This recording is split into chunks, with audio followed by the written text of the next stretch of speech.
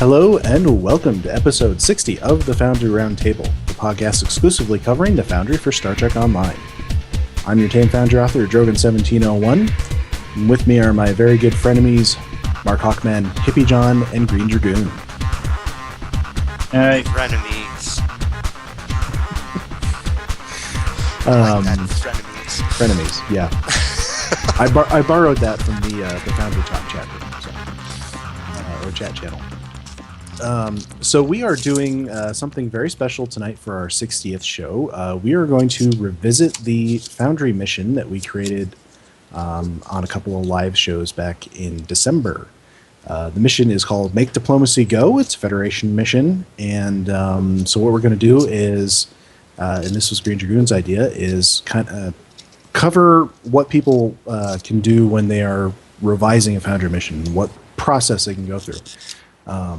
And of course, I think the very first thing to do when you're looking at revising a Foundry mission is to play it. That gives you a very good perspective on what you might need to change. Because, I mean, sometimes maybe you haven't played it for a while. I mean, I haven't played this since we first built it. Same. So, yeah. So we are sitting outside the Rubin system in the Regulus sector block. And we are ready to get started. Yeah. Hey, one thing to note, I think, is when we made this mission, when we put it all together, we made it with a lot of input from folks in the chat room. So we're hoping that as we revise it, as we add things and take notes as what needs to be changed, that people in the chat room will pipe up and give us advice and thoughts Absolutely. as well. And one of the good things to do is to take notes. So we have Markhawkman is going to be our designated note taker for anything that we suggest, so that we don't forget it later when we come back. Yay. All right, so everybody pick up the mission. Yeah, I got it ready here. Okay. Same. So you had kind of pointed out one notice that in the opening text here, I'm missing OCC closing tag. Well, not in the opening text, but in the summary. On the summary, you're right. Yeah. That one's important because, of course, we have to hand type that in. Mm-hmm. Doesn't come up with a little tag button, which is annoying. I wish it did, but obviously you'll have to put a little /OCC thing in there. So now the opening dialogue. Do we want to read through it, or? Let's read through it, but let's go fast. The dialogue, I think we kept it pretty simple.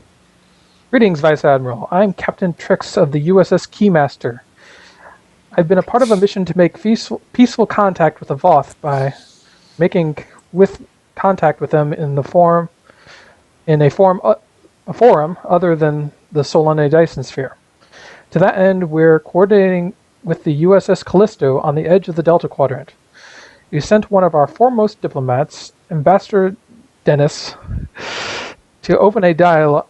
However, she failed to return, and I think there should be a comma there after Dialogue, comma. However, she failed to return. So there should be. We require your assistance in locating and, if possible, rescue her. But should that be rescuing her? Since it's locating? Locating and rescuing her. Yeah, I think that would be appropriate. Okay. Okay, now for some reason, it should be pointed out at this point that we don't seem to be able to share Foundry missions. Yeah, we kind of noticed that. The share button does not work anymore. I don't know why that is. I think maybe I saw somebody talking about that on the Starbase UGC chat room or something like that. But it does seem to be the case. When this is done, hopefully someone of us will remember to go file a bug report. In any case, we are here at the Rubin system. Now, did we ever, in any of that, actually tell anyone where to go? Yes. I think so. I mean, I see it over in my objective window. Which is cool. We have it in the opening text, or in the summary text, as well as in the opening text. And knowing me, I would have tried to put it in the opening text as well. Well, the first objective says to go to the Rubin system, so... That is always good. All right, let's head in. Let's head in. Proceed to the Rubin system, Vice Admiral. I guess we are about to make diplomacy go. So has anyone else noticed that cryptic missions have started doing things like shortening Vice Admiral to Admiral?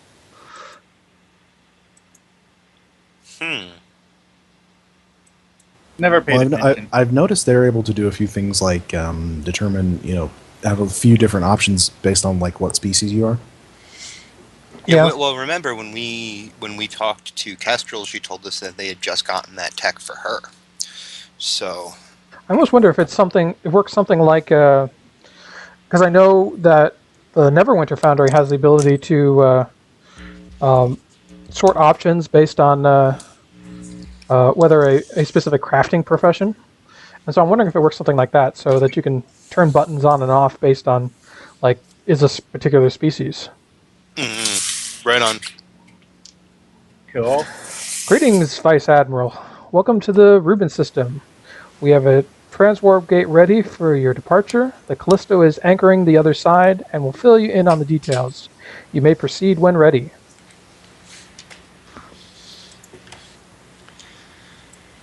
I'm glad we kept this. And the USS Keymaster, a fan chosen name. I believe that was a suggestion. That was a chat room chosen name. Mm-hmm. I better lead through because I know this is going to all jump as soon as I fly through. Yep. Yup. That effect seems to have worked. I don't see anything weird. Oh, seems to have. Because, you want to be checking the tech and make sure that all of your triggers go properly. I like that transition. I mean, it's obviously built more towards solo play, which, most Foundry missions are. Right. Yeah. It's kind of a simplified version of what I did in Midas. Okay, so we have the Callisto. Hey, we've got our first sighting of some Mako armor. Oh, yeah, yeah. this guy's wearing the Mako armor. We used him as a Starfleet captain. So that's a change, I would say. We could make a custom costume for him. Yeah. Do we need to? We don't need to, but to me, this is where I mean that we could have, people may have ended up using one of these characters. Like, he doesn't look like a ship captain. He looks like a Mako. And I think because this is a very, very deep space science vessel, so I think we'd be better off making him a custom costume. Yeah. I agree. We can keep him as a Vulcan. He might have Makos on his ship, but I don't think he would be. Well, added that to my notes. Welcome to the Delta Quadrant. Captain Trix informed us that you would be coming to investigate. The ambassador left in a shuttle 2 days ago. I urged her that traveling alone was most unwise, but she can be most insistent. Yeah, insistent is more spelled. eyes and less teeth. Yeah, that's a lot of consonants. Insistent. Yeah. Which, by the way, after we're done, you want to go through part 1 and help me check for typos there?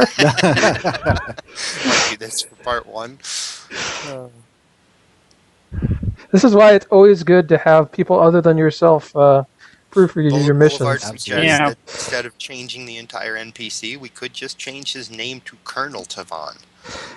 The only problem with that is that I don't think I see him as the captain of this ship Yeah. we're meeting, but that is a good suggestion. So the only problem is that the Callisto is actually a cannon ship for Stowe, and while we don't have any sort of captain for her, we know she's a science ship. Yep. All right, warping to last known coordinates.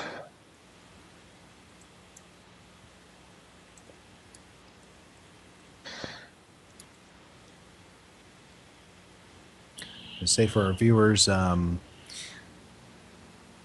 we should identify ourselves and which ship we're in, just so they know what we're. So they can laugh at us. Yes. I'm the guy in the Relon sport Time will net just be club. watching for me to blow up. That's all he ever does. I don't want to do STFs with him anymore. I think he doesn't even do the STF. He just waits for me to blow up and laugh at me. So Got Mark, the- which one is you? I'm the Borg Nebula. Okay. The Borg Yep. Fibula. Hippiejohn, you are in the Dyson Dyson Science Destroyer. Science Destroyer. I'm in the Fleet Heavy Cruiser. And I'm in a Wells class, which was, or a temporal science vessel, which was graciously, Hippiejohn was gracious enough to help me get. mhm. Oh, yes. Fun camping, bad. Actually, until What did I miss? I was in the chat room. we actually put a invisible wall around it so they don't engage you until you've cleared Until the dialogue. is done. Oh, we see updated NPC graphics Yeah. there for the Undine. Oh yeah, we do. Wow, there's a whole lot of ships here. Mm-hmm. I guess I should probably try to get some distance and do some stuff. Rather than being trapped in the middle of them. That sounded like a bad plan. Mm-hmm. Yeah, I can't hear you. Oh my guys. God. I got killed by something. Shit. Oh, getting hit. Oh, we have a bleep. Oh, We have a bleep. Trendy fail. Did I set this to... My power Nope, level it's normal flatlined because I was being hit with something like 4 astronaut simulators simultaneously. Oh, that's fun. How you like that, Realm? I didn't die. So that fight was a little crazy, wasn't it? Only because it happened just when we, Yeah, spawn camping is bad.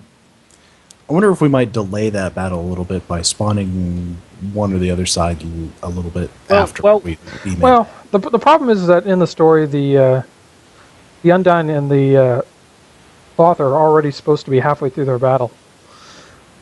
True. Yeah. We interrupt them. Did But- anything survive? Our NPC Undine Cruiser did survive. Actually, I think we trick everyone and swap them out when the Yeah, battle we do. finishes. Ah, nice. Yeah. Well, it does work. It actually does work, I suppose. Yeah, because you can't see it disappear and reappear because there's so much going on. Yeah, there's so much the going screen. I think the other one, the one that's got like half health, is actually left over from the battle. Yeah, there is one flying around.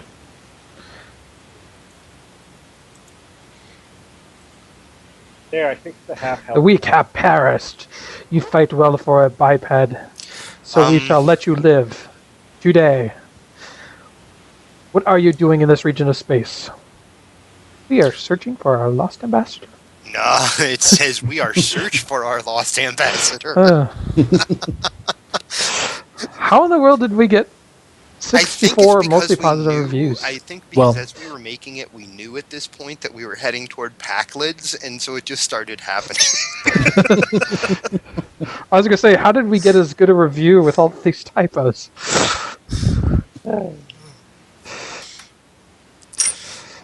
It's cool to note, though, that the Undine have the new armor. Yeah, it is very I think cool. that looks very cool. Which, of But course, what's with the mesh stuff? I don't remember having that on my ground characters. All right, we tracked this group of vessels here. We witnessed them capture one of your shuttles. We have the coordinates for what we believe to be a small outpost on the planet's surface. For your assistance, we will provide these coordinates to you. However, should we meet again, your lives will be forfeit. thank you. Thank- I think. that might be one place where we could provide a more Vulcan response. Yeah. Even if it doesn't lead to anything different, we can stick in a Okay. dialogue branch there. Sir, the Sir, Indian the- vessels have gone to warp. Set course for the planet. So, I told you guys before the show, but I'll say it here as well. When we made this episode, it was before surface tension, before sphere of influence, and all of that. So we didn't know that there was going to be this. That the Undine were going to come back as the major villain, and Yeah. be sort of a cartoon villain that pretty much all they want to do is kill us. I mean, in fairness, Cryptic only kind of just continued what they already had from before. Sure. It just we didn't know that they were gonna... they were coming back to it rather than it didn't come out of nowhere exactly. Yeah. Well, we thought when we wrote this is that the Undine arc was in decline, so it was ripe for a follow-up. Whereas suddenly they come back as a major villain, and the whole letting us live seems a lot less likely. I like that the way that you said that is that they're kind of cartoon villains right now. That's the problem that I'm having with the Undine, right? And I like what we did with them here, honestly, better. Mm-hmm. Where they actually sort of respect you a little bit because you came to their aid. Right. But they're not friendly. Mm-hmm.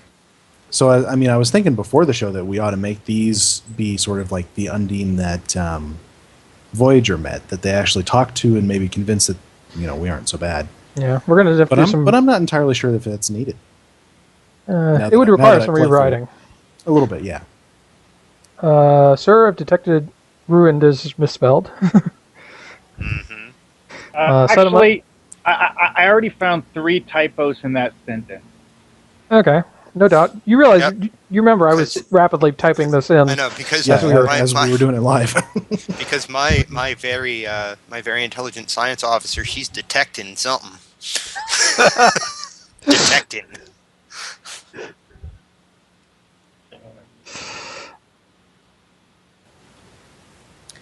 Well, if you got those written down, that's good. Yep. Interference. Man, they be interfering with us all over the place. Really, it's funny that the typos in this particular one make her sound like a Wild West, pistol packing, beam down to the surface. Wait. I'll bring Forge and let someone else bring another one, but it's making me do it, so I'll bring... Well, I only see 2 characters on here. It's like Stafford and Tiana already left the map. Yeah. I think I'm already transferred. I wouldn't beam down. It let me. I've already got a loading screen. It looks like we've got a weird thing, yeah. Strange. They have a weird... Foundry.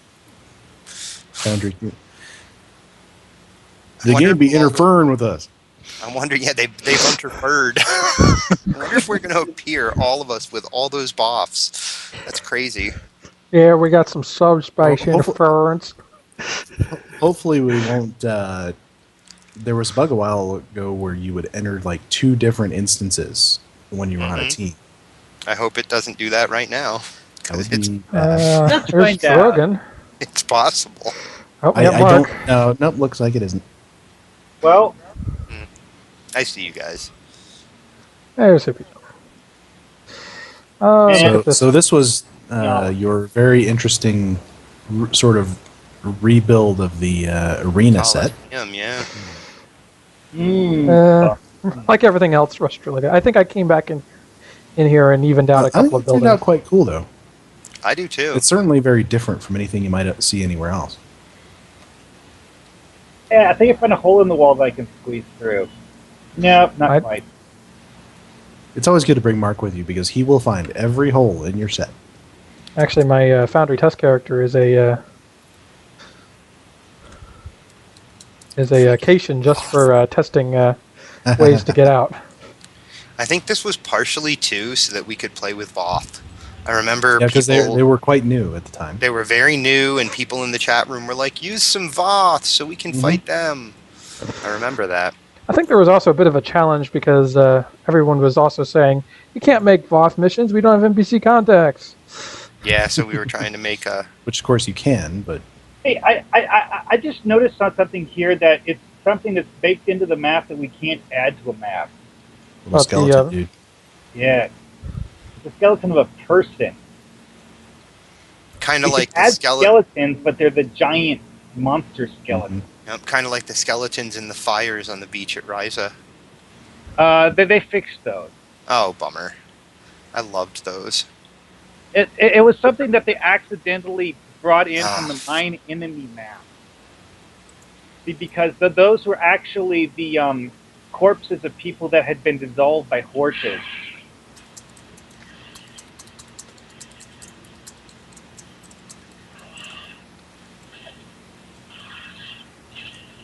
Oh my goodness, there's so many Voth.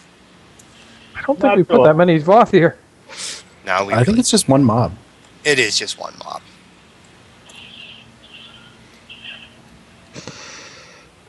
So we made use of the Iconian gateway that was baked into the map. Yes. Yep. Yeah, we did add that prop. Mm-hmm. Actually, it's baked in. Yeah, it's baked in the map, so we kind of just built the set around it. Built this thing around it. Building one set inside of another, which is a very cool thing you can do. Here's the shuttle pilot with the new. New uniform. Ooh, Trill.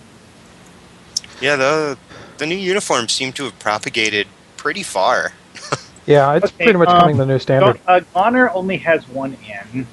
Yeah, I was wondering about that, if that's how you spell goner. Goner? It's I probably can't not visualize really a a Trill word, using that technically. particular dialect, but whatever.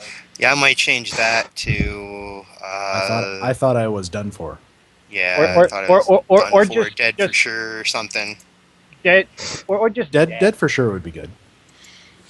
Because I think, things like goner and done for are human idioms that I think aliens like Trill would probably not use. Yeah. Well, I mean, with the universal translator, it might have some sort of attempt at translating idioms into corresponding idioms, but maybe not.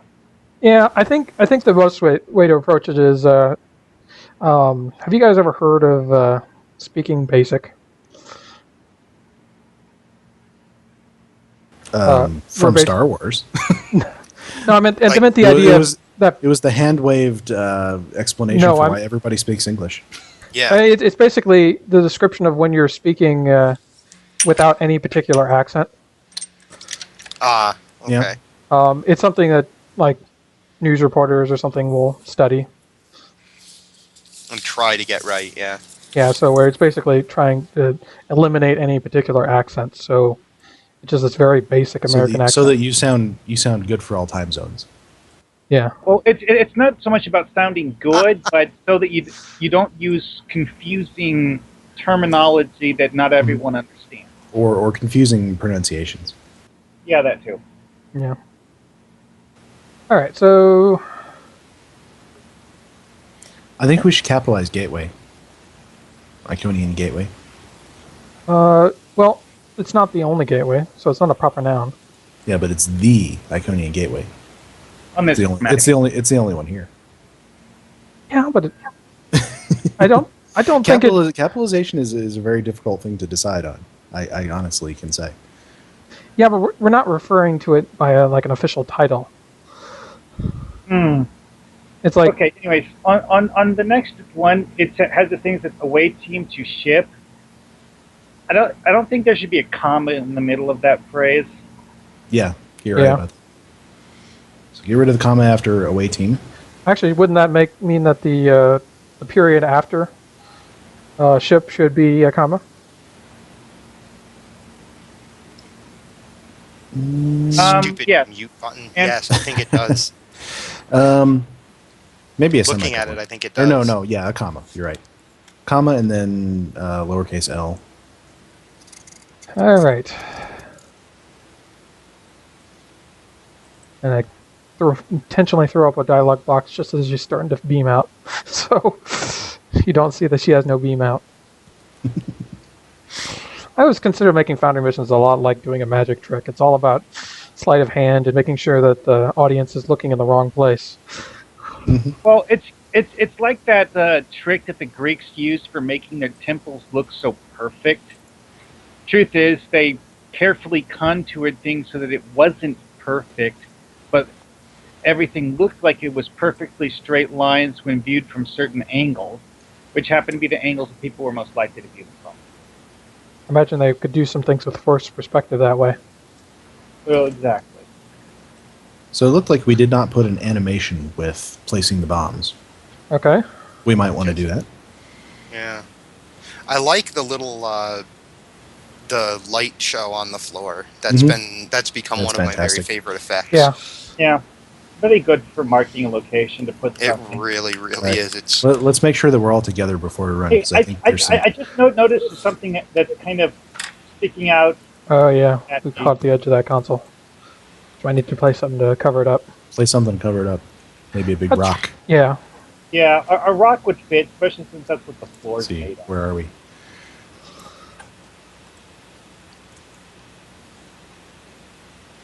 Okay. I think we actually So, have everybody to... stay close to Tiana or get stuck inside the wall. No, I think there's an actual... Oh, yeah, there's Detonator. an interact. All right, so everyone around me. Everybody get down here.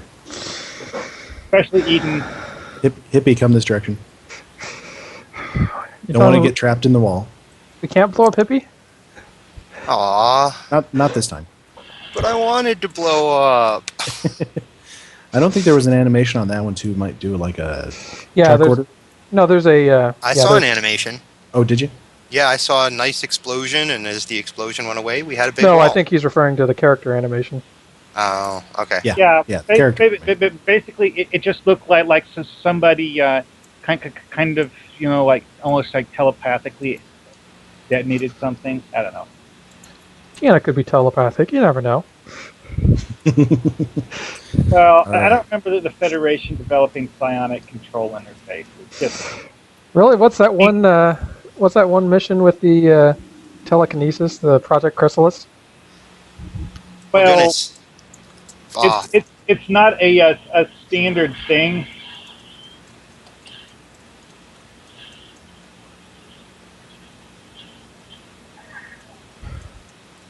Give me your souls, boss.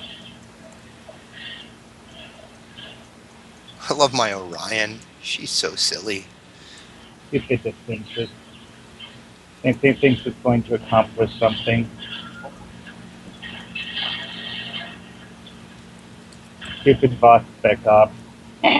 Losers. What is that? I have a dot. What that? Oh, boss spec ops have the ability to give you a damage over time effect when they stab you, apparently. Yep. Whoa, I'm getting some really weird graphical glitches. Yeah, right about same. here. Then maybe something that's on the map itself, Uh, and not something we can control. I can't recreate it. Oh, I can every time I I run Oh. through the spot. Right about that...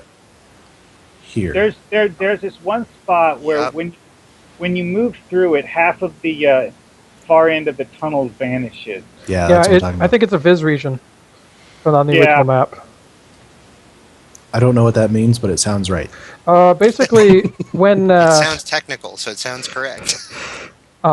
when you're like off on one portion of a map, they can put down a Viz region in for like another portion so that it doesn't draw and reduces the amount of load on your graphics card. Why Oh, I are the never cages noticed both open this. and closed at the same time? That I couldn't tell you. Because they're animated in the episode where it appears, but those animations don't work in the Foundry, so it appears to have Right. both. So it's like the Thunder Cougar Falcon bird. Yes, it is. So we found our ambassador, our Packlid. Relum is pointing out that with our interacts, where you're looking for animations, it's possible that the time on them is just set to short, so we're really not even catching it. This is true Could be, because we do know that the animations sort of play. They don't play right away when you start the interact. And, So if you got a short one, you may not see your animation. and it's entirely possible we were in a rush last time and just didn't set anything. Just didn't set one. So we got the ambassador. Said, "You are Starfleet. I am glad you can rescue me." Nice, short, but not dumb. Yeah. Pack lead, yeah. Packlid dialogue. They don't have to be dumb. They're not dumb. They're just simple. They talk like they're dumb, even though they're not.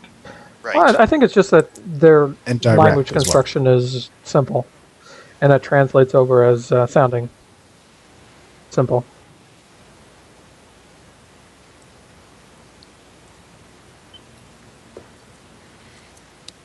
And ready to beam back to the ship. Yeah, let's get out of here. We need to do more playthroughs. These are always fun.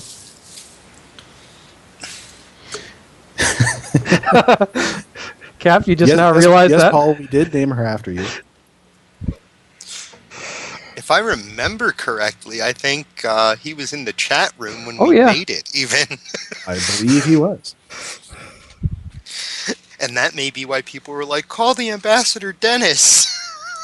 It's because he was here It's all on videotape evidence somewhere. somewhere. I can't remember back that far. Who was in our chat room, who wasn't.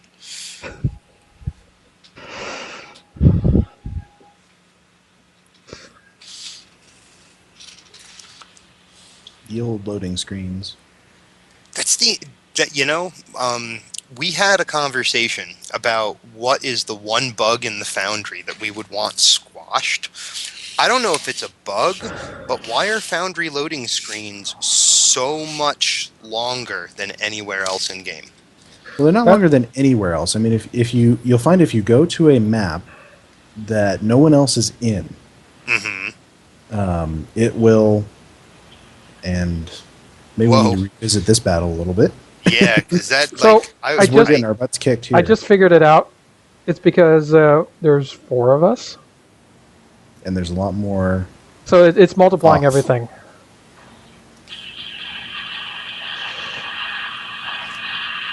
All right, that means we just have to win then.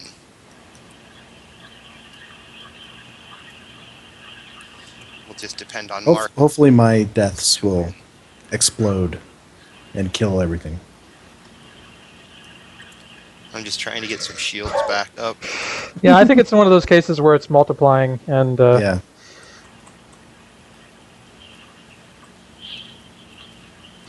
Oh yeah, it definitely becomes more difficult with this many people. Mm-hmm. Only in space, though. I don't understand. I've never quite understood that. That said, I do because there's in a space battle there's between 1 and 5 possible people, whereas on the ground there's always 5. Oh, right on. But I think if I'm correct, I think for ground mobs it actually scales up their difficulty rather than numbers. All right, I'm going to break out Like the you give time some- powers. Bigger skills or something like that. Don't break out the time powers. The only time I blew up is when one of you blew up right next to me.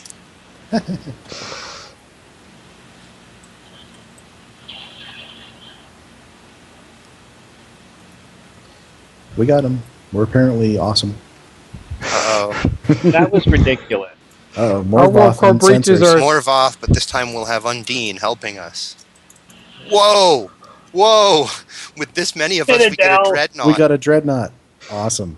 With 4 people in here, that's Okay, that- so I think the thing to take away from this is that we really need to move the battle back. There's no reason in this case for so it. it doesn't spawn on top of the player, essentially. Yep, that's the takeaway. We were talking. We didn't quite finish our conversation on long load times, but the reason it does is because the map doesn't exist until you go into it, so it has to create Yeah. that map. Oh. I mean, if you load up other parts of the game where there doesn't happen to be anyone else in the entire game in that map, you'll see it take that long. Oh. I can't remember where I saw it, but there was some Yeah, point pretty where much. I I saw think that. anywhere that you know how they have on-demand patching now. I think anywhere that you have to, or basically patch on demand is. It take a while. Then again, I mean, it may also be. Yeah. I'm kind of curious if This thing is the load really times are just as long in on me. Neverwinter. I can't remember. I have played some Neverwinter Foundry missions. I do not remember. Goodness. Idea for another show. It'd be really cool to take a trip into Neverwinter and really kind of explore some of it. What's different and. I think we should do that. But I mean, the sort of the nature of how this game is laid out is it's all instanced. So Yeah. if no one else is in the instance, it will not create that instance. That's how it saves itself from doing that. Well, I mean, It only creates something if somebody's in it. And it takes a minute to create it. So I mean, obviously with Earth Space Dock, there's always somebody in it, so there's always an instance open, and the map is always running. With Foundry missions, it's not the case. Neverwinter is actually just his instance. Which I is think that's kind of the way Cryptic does their games. Yeah, Yeah, because I mean, Champions Champions is probably the similar. least instanced. But of that's the ones because that we do there's have. fewer players at any given time. yeah, but I think the Millennium City map is about as large as they can. It's probably be in. about the largest map there is in any Cryptic game Yeah. that I know of. That's just one of We're the things. slowly I whittling still this feel like dreadnought Millennium down. City could be bigger.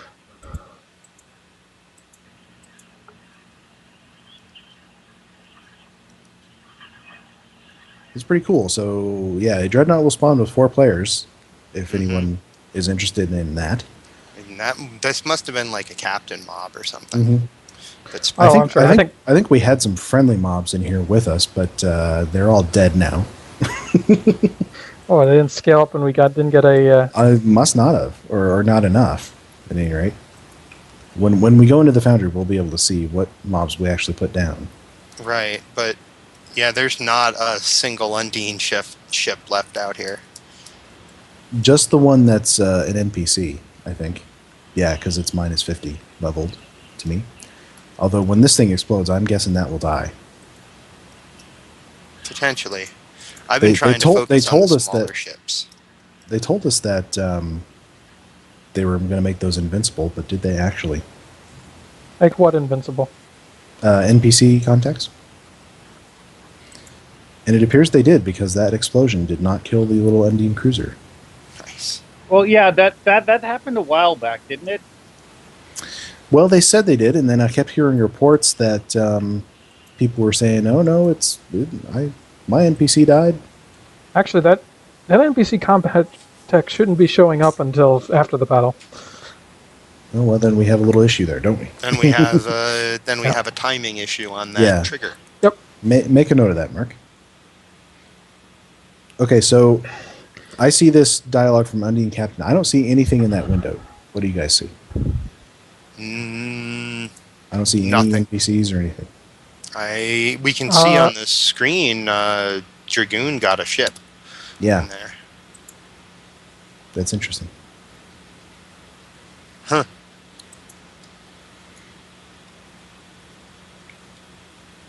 Yeah, I can see a ship. It's not very big. Right. You guys can't see it? Well, No, I didn't see see it. an Undine cruiser. Well, in fairness, we should probably put the Undine Captain there anyways. Probably. Yeah. I think we forgot to set it, and it was set to the NPC. Mm-hmm. Which Pretty is certain. Oh, we have a little issue in the ambassador's dialogue here. She says, "We do want you." Pretty sure that should be, "We do not want Wait, to harm you." the second time I brought up the dialogue window, it shows a picture of the ship. The first time it was just blank. So it might be a sluggish load. Could be. Either or. I don't. There should be a comma after Vice Admiral. Or maybe it's because someone else started the dialogue. Maybe. Might be. Either way, I don't think we intentionally had the cruiser in there. We wanted the captain, not No. We wanted the captain. Right. But that might be a product of the talk to contact objective that's there. Yeah. Well, And- once you change it, it changes to the proper Undine Captain. I mean, Which- once we continue with the dialogue, we're talking. yeah. about I think we this. just didn't set it initially properly. Mhm. Again, I think we were really rushed at this point. I Oh was yeah, feverishly We're running, getting towards the end. typing we were dialogue going is. because it you ended guys- up being a 2-episode, like 4 or 5 hour thing. So I think it took us 5 hours exactly to build the mission. yeah, something like that. Something right in that area. All right, Mark. So you got the comma after Vice Admiral, which I assume is the rank tag, and then Add the word We- not. yeah, we do not want to harm you. I don't know. It depends on how we rewrite this mission. So this is weird. The Undine Captain has this thing attached to the top of its head.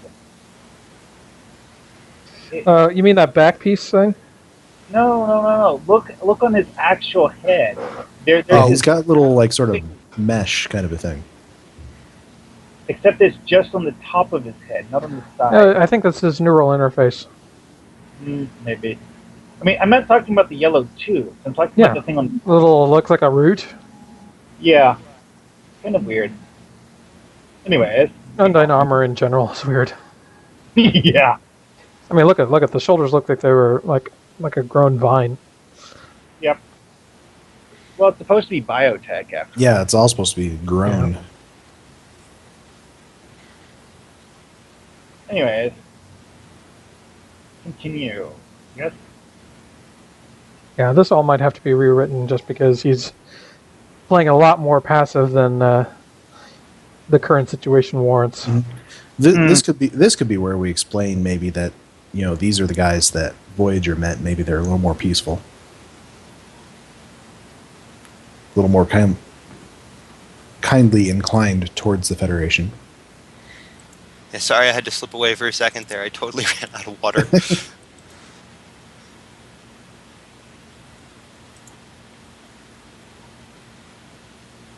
How far behind am I? What do you guys... Oh, we're just going through this dialogue here.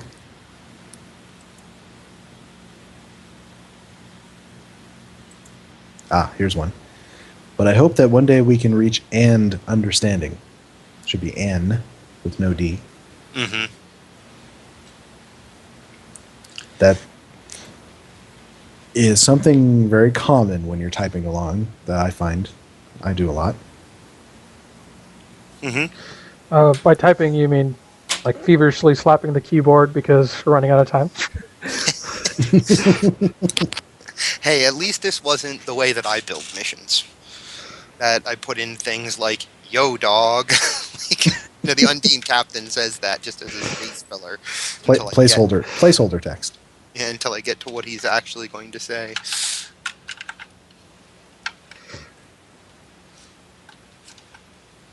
Here's one thing in the bridge officer dialogue. I think I would take out the contraction. So it'd say, "Sir, do you think we will ever see the ambassador again?" Just to make it a little more neutral and a little less human. Yeah. I try not to go. The guy I see is a bully, and I mean, so.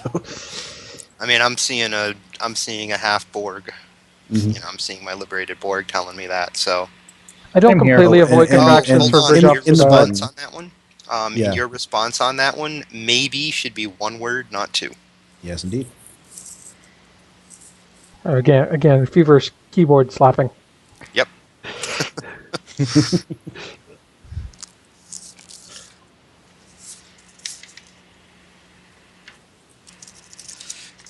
Ah, here's one. Sir, I'm picking up the USS Callisto on sensor. Just the one? It was a rough battle. There's only one working. Oh. Did we put the Callisto in the right place? Why is it way over there? Because it just came out of warp. Wouldn't be right next to us. That'd be far too convenient. Well, I know we...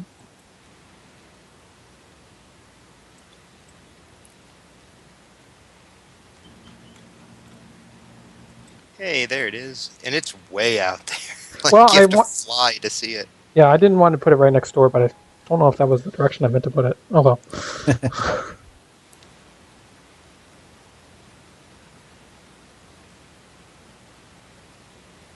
There's one. Might has shed its tea and given it to need. Oh, yeah. I to needs assistance.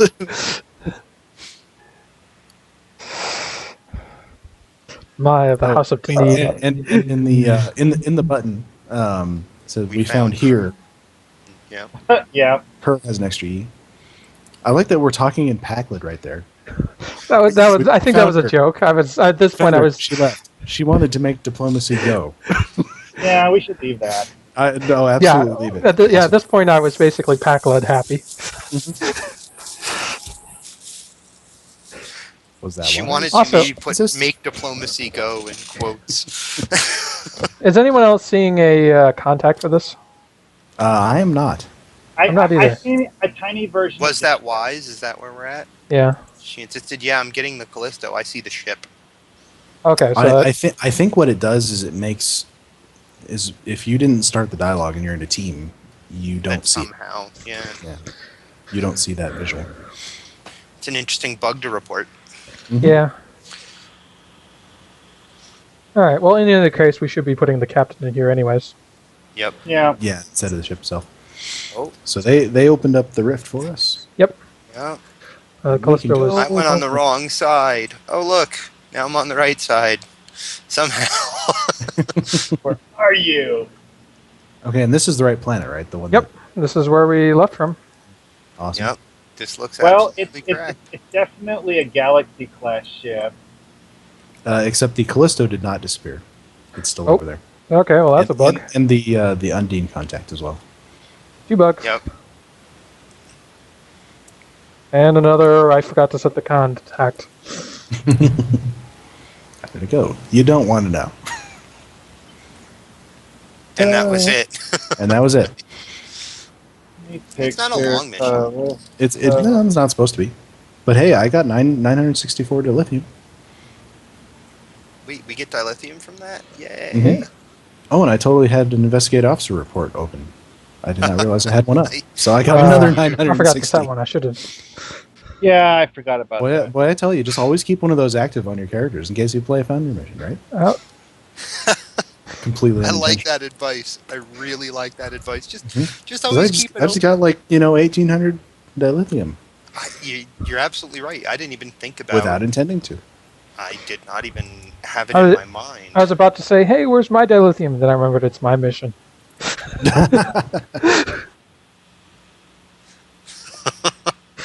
Overall, I mean, for something made in 5 hours, I do kind of like the feel of this mission.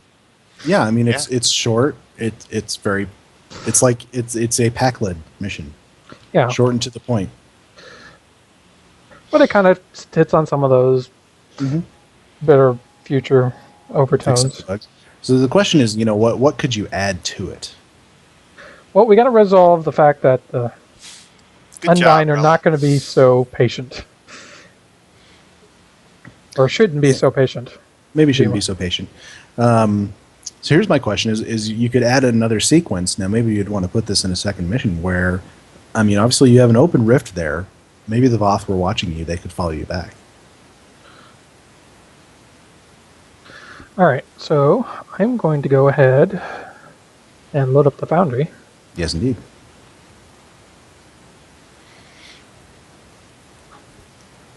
So now that we've done a quick playthrough, we're gonna go edit this thing, right? Yes, Excellent. that's precisely the case.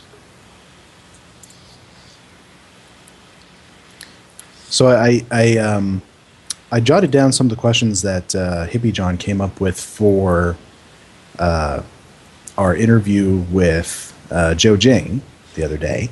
Thought I'd use them to sort of Big help thanks to the Klingon fix the chatters on downtime. Skype. Yep. To fill the empty air here. So the very first one was, and I don't remember if this came from the ones that you gathered or something else, but what's your computer? What's your rig? What do you use? So Hippiejohn, tell us about your computer. Oh, I use a really, really, really basic laptop. I guarantee you that I do not see the game as nicely as many of you. I am fortunate that the laptop is good enough that I can run fairly high graphics and things look really pretty most of the time, but it's a small screen. It's my laptop. It's the only computer I have. I don't feel the need to have a huge, big computer rig in my house. I play one game, basically. I, on the other hand, feel the need to have a big, huge, monstrous desktop.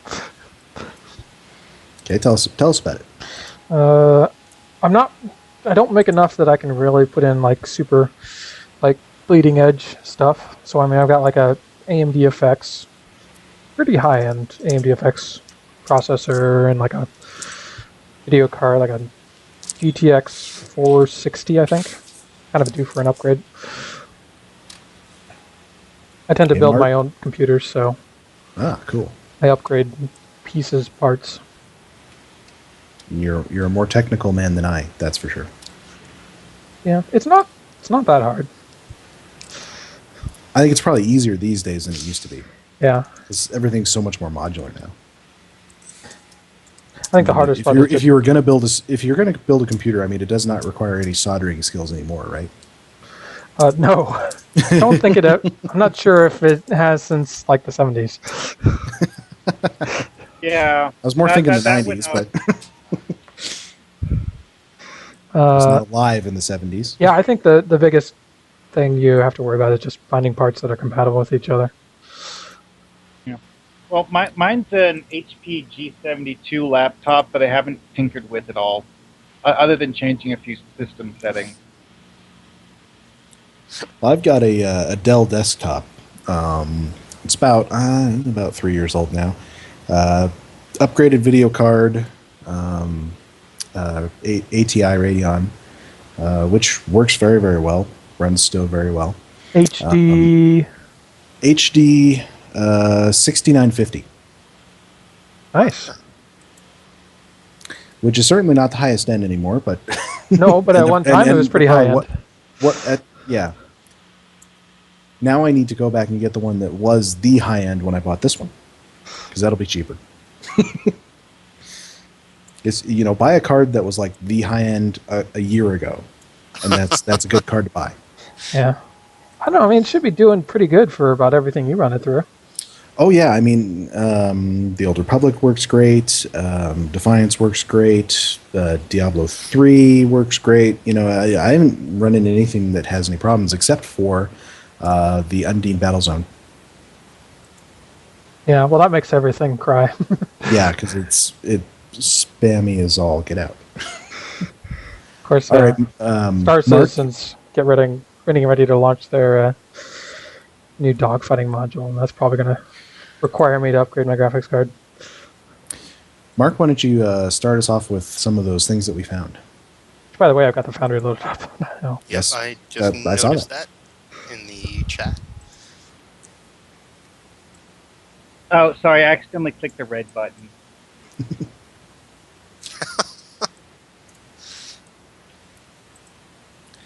We've got some of our which regular red button? topics too. Yeah.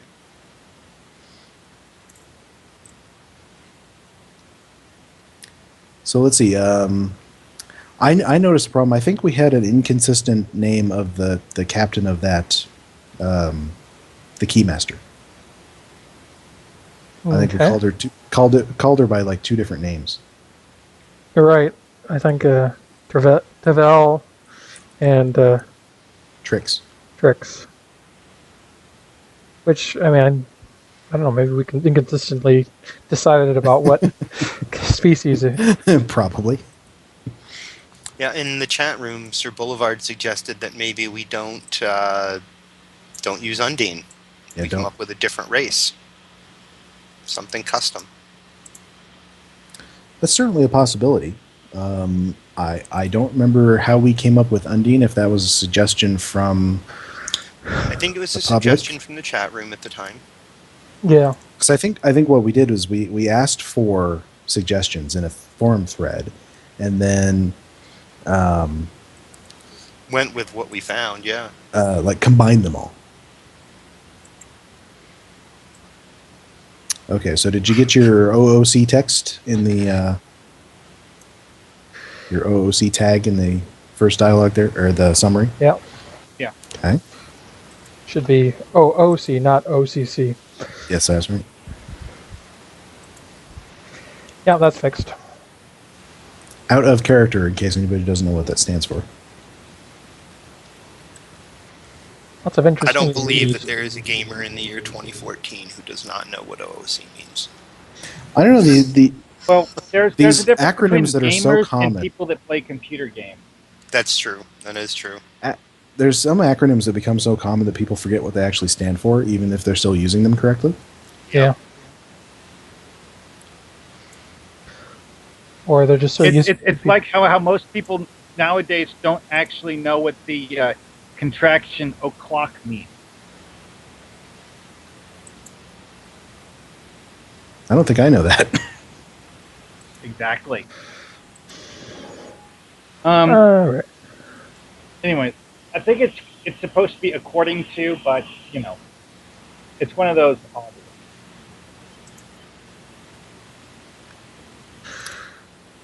So let's see. Where were we at? What do we need to do here? All right. Well, let's start with the opening text and go through and clear out our Typos. Mark. Okay. The next one is comma space. However, she failed to return. That's much later. Yeah. Well, Now that's opening text. well, the summary. It's down at the bottom, I think. The only thing I wrote down about the summary was about the OOC tag. Mm. No, failed to return. I didn't see anything in else. Well, there's a summary and then there's fix the that. opening. The opening has that thing about, however, she failed to return. Didn't have anything prior to that noted. Okay, Yeah. so I got that one. Commas in. Okay. So looking in that opening text, do we actually tell the player where to go in there? I don't think so. Well, the first objective tells people where to go. Right. The objective and the summary tell us, but the opening text. Yeah, I always Okay, think so it should, yes, I always we are, think it should be in that opening text as well. Jorgen's right. We have no excuse not to. Yeah. So All right, throw that at the bottom, I would say, and put it in green or mission text, to be technical.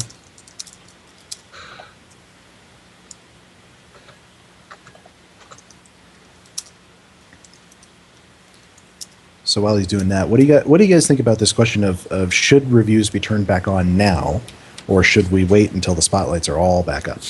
I don't think we've gained anything by waiting until the spotlights are back up, do we?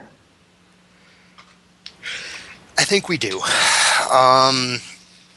It's a little bit like one thought is both sides have very good argument for they should be turned back on and they shouldn't be turned back on. Spotlights are vetted. They are, as much as I hate that the way that the search is currently set up, most people only play spotlights. There is a reason for that. The spotlights are really, really good missions in general. Every single one of them that I've ever played has been a good mission and shows something of what the Foundry can actually accomplish. So to turn reviews on when some of those are broken is kind of harsh, I think. But now that people can pull them down and edit them and not have them published at the moment, that kind of makes it okay to me. Because the ones that are broken can be worked on if the author so chooses. Well, I don't think anything is sort of broken anymore. It's just the only thing left to do is for those spotlight authors to redo the directions to their doors on ESD. Right. So they're not unplayable by any means. Yeah. But, also keep in mind that when Smirk pulled them or despotlighted them, they're not on the spotlight list anymore. Yeah, so it's not like they would be getting plays as spotlights. Then that's even better. They would be down in the normal mission list is where they would be, unless the author unpublished in any way. Yeah. So yeah, they're not like present in the spotlight list. Yeah. Then I think it's fine. I think they should be turning reviewing back on. I don't know. I sort of hover between that feeling that it's okay because I don't think anybody would get downrated at this point for anything. But I also I hover back and forth between that idea and the idea that one thing at a time. Get that done and turn it back on for everybody. But the next step is basically waiting for the authors to resubmit, True. and there's no telling how long they'll take to do that. Very true. Right. And it's not a cryptic action, it's an author action. So do we really need to tie up the whole system because a couple of authors haven't gotten around to updating their missions? And I think probably not. I think I lean towards go ahead and turn it back on at this point. I know I do. Yeah, I mean, how long have people had to work on it? A week, 2? They were pulled. About a week. Because he announced that they were pulled Friday. It was like right after we ended our show actually that week, our recording. So let's see. Back to this. What is our next typo or note, Mark? Typo is instant tense or whatever. That's supposed to be insistent. Oh, his dialogue says she was most insistent. Okay, so this is talking to. I think we're on the the first map, talking to the van captain of the. Insistent. And so this is the captain who should actually be Trix, right? No, this is the Vulcan who's in Mako armor. Oh yeah, we want to change him. Yeah, I made a note that we need to make a costume for him. Okay. So let's make one, Is there anything else in that dialogue? The next one is something that was written as searched, or should be written as search. I'm not sure exactly. So I say let's make a custom NPC for this guy instead of using anybody else. Yeah. Okay. We can make one fairly fast. Mm-hmm. Captain Devan, ground character. Starfleet. Vulcan. We want to keep him a Vulcan, right? Yeah, might as well. So how do you go about making custom NPCs, Dragoon? I mean, what I tend to do is first I hit the randomize button a few times, and then I start tweaking. You know, we have a whole lot more head option types now. We do. It comes up with some very weird things sometimes. Well, it's kind of like, I mean, one of the things that Joe Jing told us was one of the issues with making things openly available is you're going to end up with very strange looking things in places where stuff might clip, and you know. But I'd rather have the options, honestly.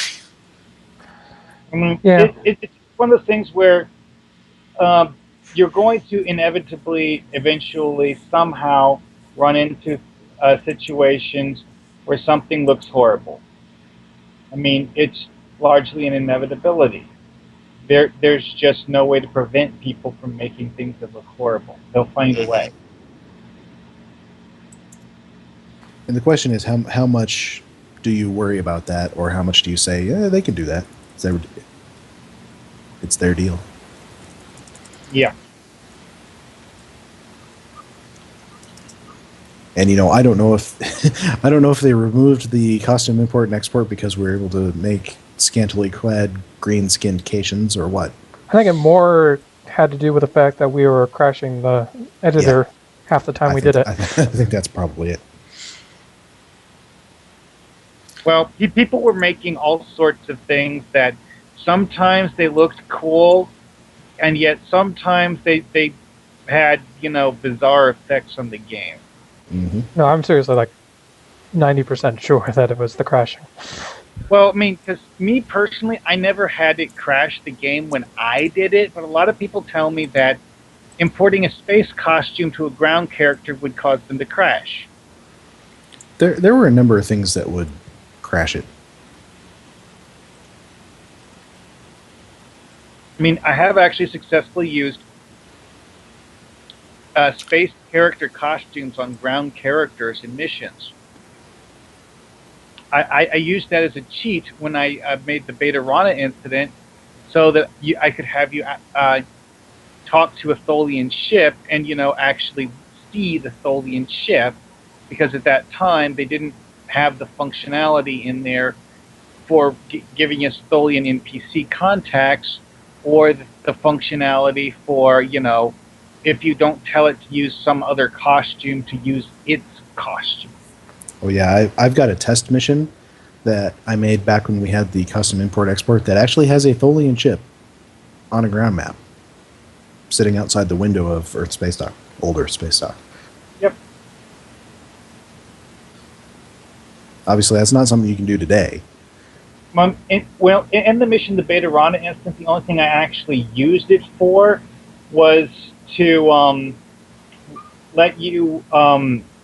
well, actually, I used that feature for the import-export thing for two things, actually. I used it to let me reskin things as Breen and Jim Hadar ships when, we didn't actually have the ability to create custom ship costumes that looked like those ships at the time. And I used it to make a dialogue contact picture that looks like a Tholian ship when you didn't have the ability to do NPC contacts that actually were Tholian. Mm-hmm. Well, it's definitely probably the number one thing we'd like back. A lot of us. I mean, it's something you can get by without it, but it's a pain, and we certainly liked having it.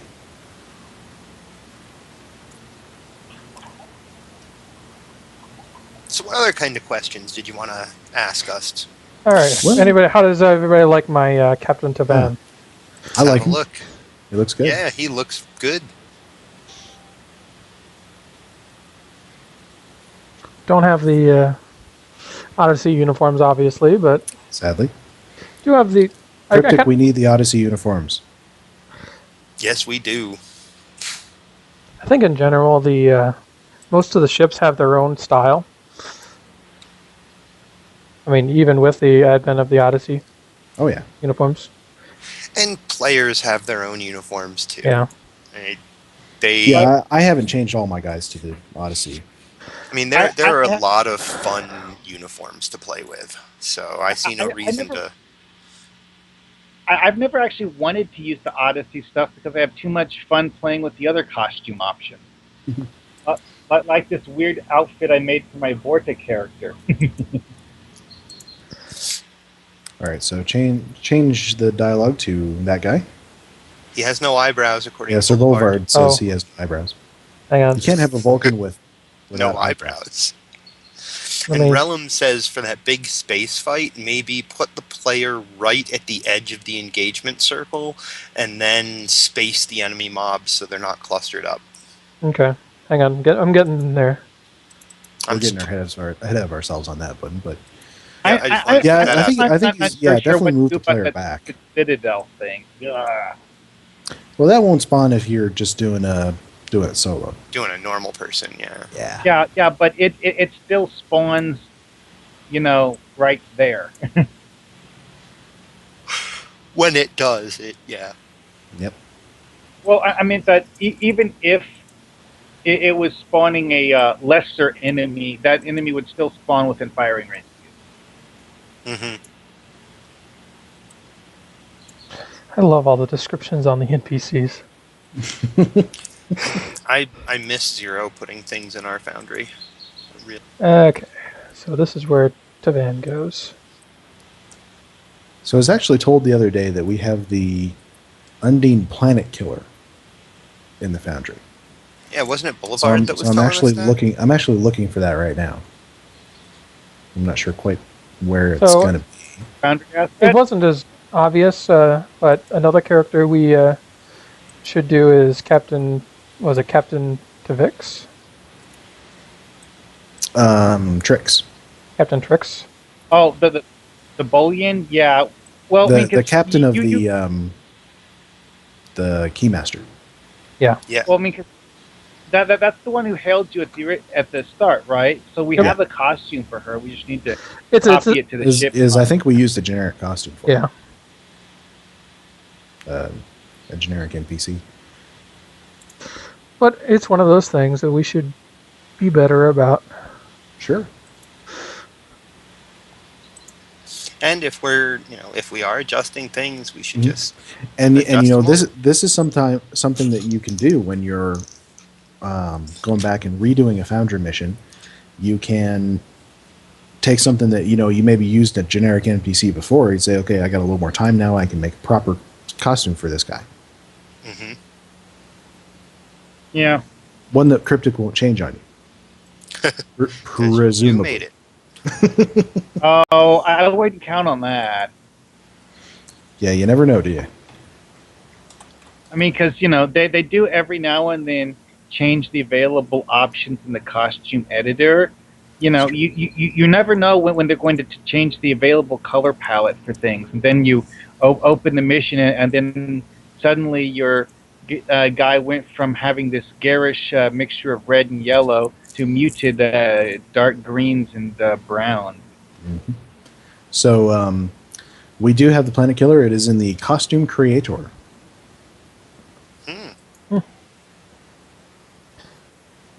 Is it one of the costumes that makes the Foundry implode?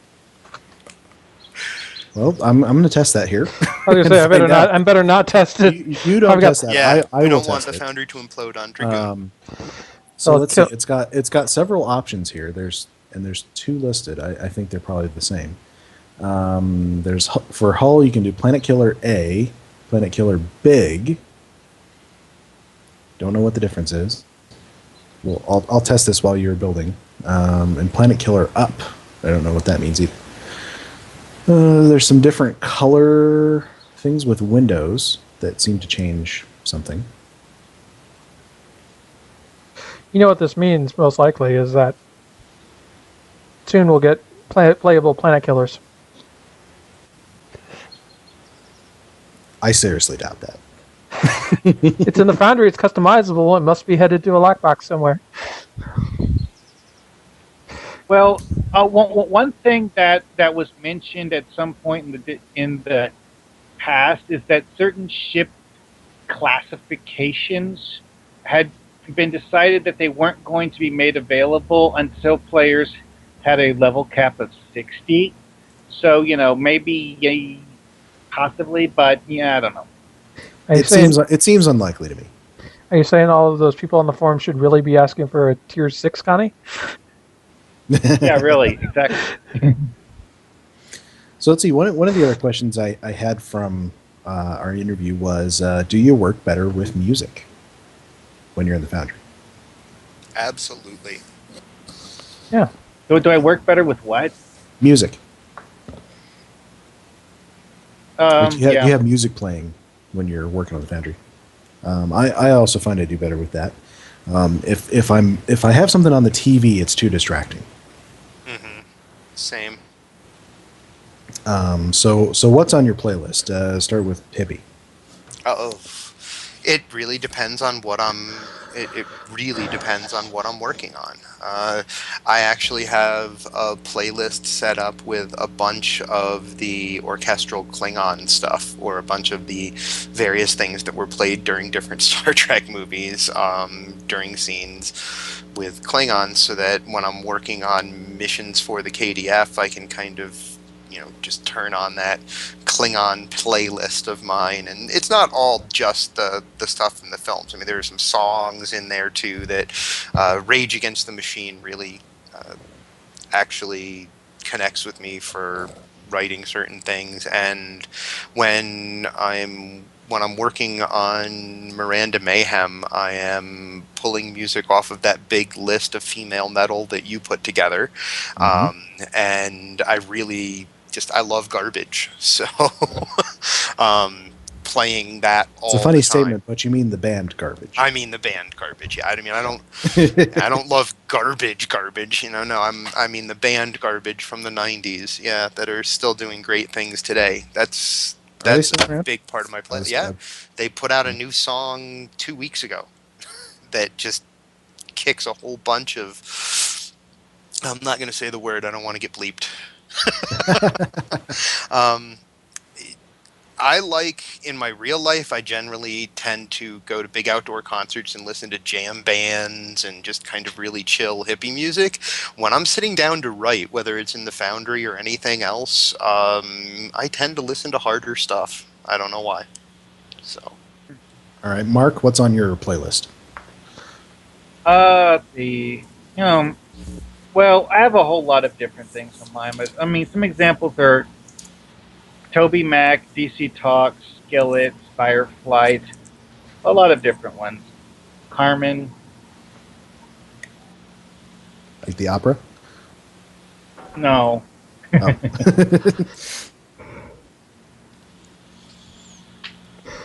Okay, so the three varieties of Planet Killers.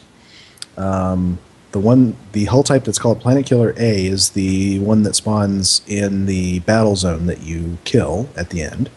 Planet Killer Big is, I think, the one that spawns in at the very end of what's it called? Undine Assault? Undine Assault, yes. It's much Undine larger. Assault? Yeah, that's the correct.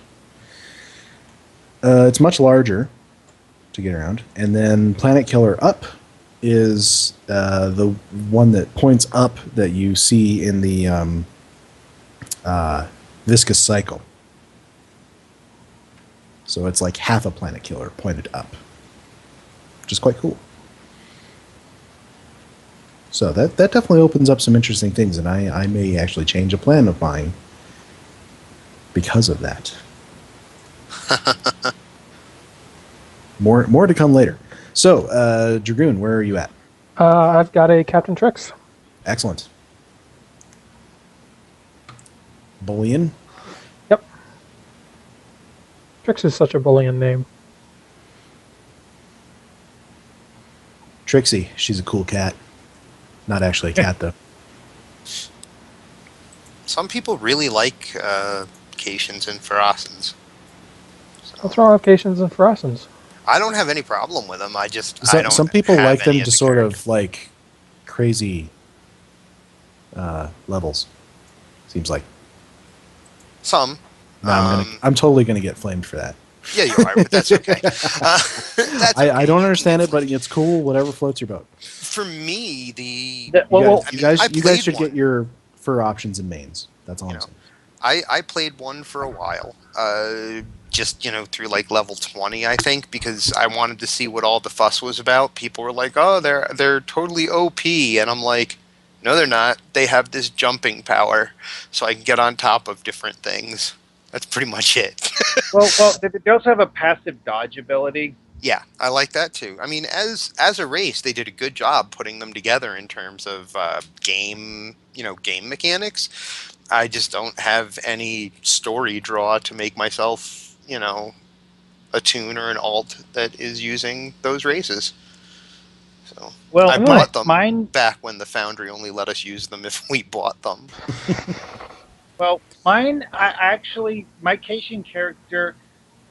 I have a habit of making things that aren't what the game thinks they're supposed to be. So my Cation character ended up actually being a Kazinti who works with Starfleet because he hates Klingons. You mean one of those races that you're not supposed to make because of copyright issues? Allegedly. We won't turn you in. Don't- okay, so what's the next note on our list here? Oh, next note on the list. Yeah.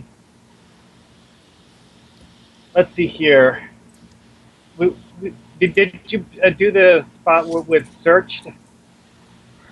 Okay. with Well, what? the next thing I had. Well, I had. There's a make picture for Tavan. There's how insistent was misspelled, and then there's a spot where it used the word searched at the past tense version instead of the present tense version, or maybe it was the other way around. I'm not sure exactly. I didn't write down the entire phrase for this one, unfortunately. It should follow directly in the dialogue after insistent, though. Okay, so that would be with... Yeah, the Vulcans dialogue, I think. Yeah, it was part of Tavan's dialogue, I think. I've only got the one...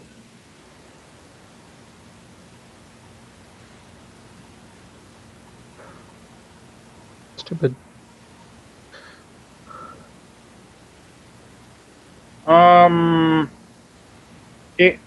Well, okay. The next error that was mentioned is when is part of your bridge officer dialogue before you beam down to the planet. So it might be something in the Undine thing. I forgot to write down who you were talking to and all these things. One thing that's I deal with a lot is, you always got to make your notes so that you can read them and understand them later. Did we Well, get my- bearish? Which can be very Yeah. difficult. Well, my thought with this was to cycle through the dialogues in sequential order, because with this mission, the dialogues have a specific sequence they always pop up in. So if you write down the notes in the order you see them, you can go back through the mission and do it that way. Hopefully. Because, of course, sometimes, if you go back and add a dialogue later, it'll be out of sequence. Well, you can always go to the story tab to, just switch between story and back and forth to go through everything in the proper story sequence anyways. Oh, you had said something about adding a more Vulcan option for thank you, I think. Yeah. Oh, yeah, I forgot to make a note of that. There's probably a number of different ones like that, but that would be sort of a longer rewrite than we have time for today. There, I added an option for you. Awesome. So to keep our chat room busy for a moment, last time we did this, I had a trivia question. I have another one. Baz got the last one because his Google foo was so good. I wonder whose Google foo will be the best this time. My trivia question for the chat room is: who was Robin Leffler's first friend? Besides Wesley? Besides Wesley, it's stated in the episode who she considers her first friend. Was it some kind of a Yeah, pet? I think I might know, but I'm not going to say. So I'm going to let the chat room. So I think I found the search. Okay, you think you found the search. Was it Yeah. in a... And the problem you were having was that you wanted to, it was we wheel, and you wanted to change it to we will. Yeah.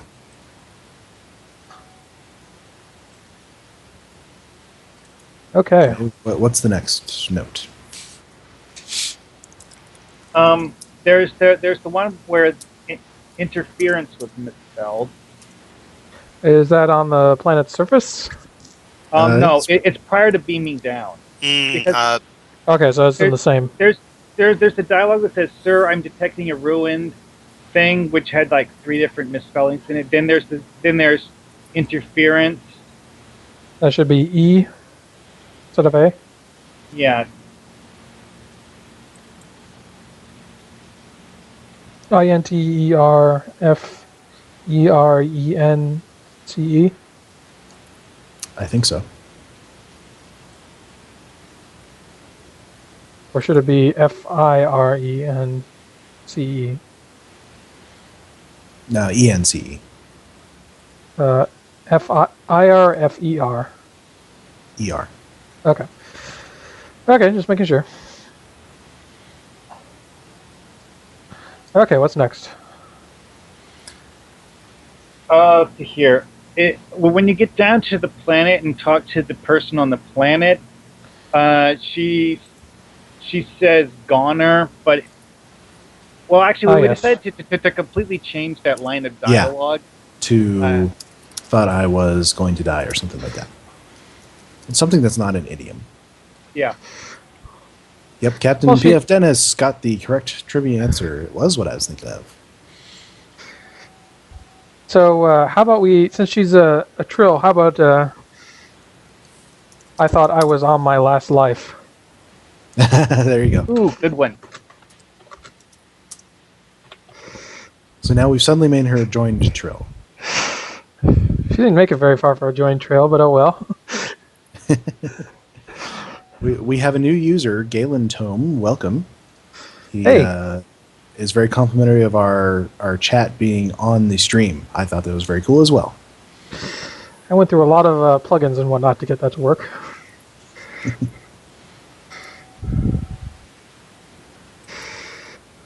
All right, so what's our next note here?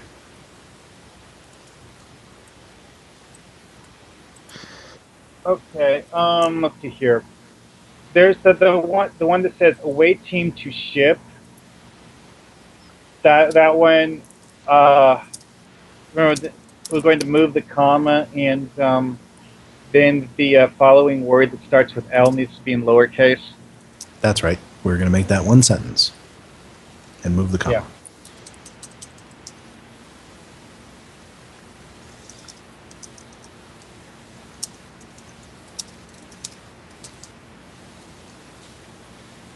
So for the record, the answer to the trivia question was her tricorder was her first friend.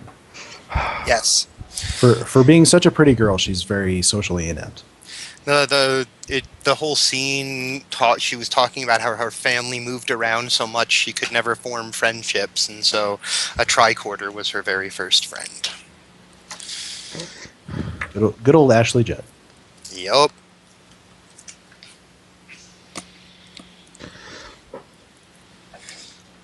My brother and I have been going through Star Trek The Journey, and I don't think we're quite to Leffler yet. Still in season 4.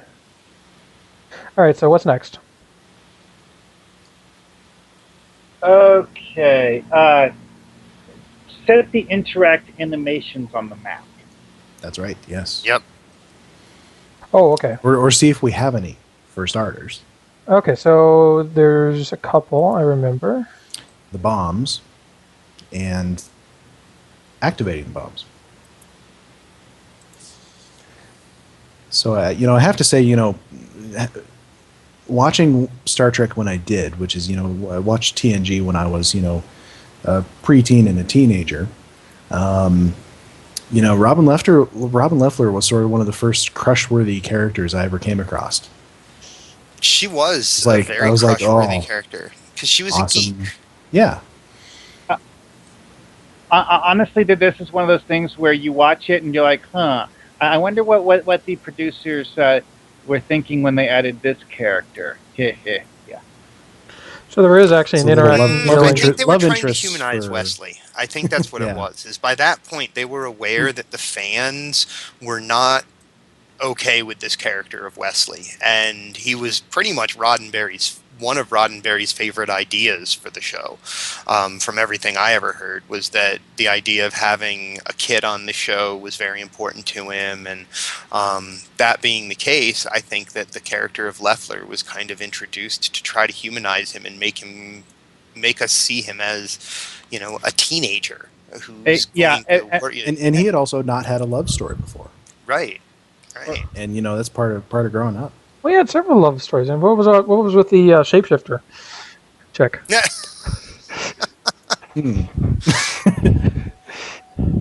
I don't remember that one as well. I have The one to say. that was the princess of some place that we Was it the never heard dolphin? of before or since. Was the episode? The Dauphin? Oh, that's Yeah. right, yeah. She was basically a princess doing something or other, and he meets her and decides he likes her, and maybe he decides to move to her planet sometime. I don't know. That's right. That's like Yeah, a season 1 I episode. really think that that's kind of what they were going for with that. I don't think they were just trying to hire Ashley Judd to be eye candy. That doesn't connect with me for some reason. Yeah. Now, when I see the kind Well, of eye and, candy, I've always actually thought she was a very good actress. I do too. In addition to being very, very pretty. right, I think it's obvious what they hire when they're looking for eye candy. When you just look at what their shows, Jerry Ryan, Jerry Ryan, or who Jolene actually is very Blalock. good as well. I think. Well, I was okay, gonna say, despite the eye candy aspect, I still liked what she did with the character. Well, I think the eye candy thing was also part of their reason for choosing Marina Sirtis's wardrobe. I have to probably agree with that. Some of it. I mean, You're going to it get definitely- flamed. Unfortunately, that's a very real part of making television. Yeah. Getting people who look good. A little I bit, blame yeah. 709's outfit on UPN. Maybe. I mean, did you ever watch the commercials for Voyager while it was airing on UPN? I mean, they made it sound 10 times dirtier than it was. Enterprise was the same way. Well, And it was actually 10 times dirtier Then than Voyager, that's for sure. Well, but they made it sound even there's worse. the episode where Sato ends up half naked because she's crawling through a ventilation duct, and oops, she falls out and part of her death. Yeah. Yeah, that was kind of a pointless scene. It's just one of those things where you look at it and you know Favorite beyond a scene shadow of a doubt there's only one reason why they bother putting that in there. Yeah. Okay, so I've double checked actions. Okay. Um, So what did you find? The spatial charges do have a interact kneeling, but I changed the duration to long. So it'll actually show. That's good. So the other one was detonating the bombs. Which now I've put the use device O2 animation on, Okay. which is the exaggerated pull out and push button. Okay. What's the next note, Mark? Oh, let's see here. Trigger timing on NPC ship. Oh, this is back when we're up in space? Yeah. This is up in the space map. Our NPCs that we use for contacts, when do they disappear? And appear. That too. I think. I forget exactly.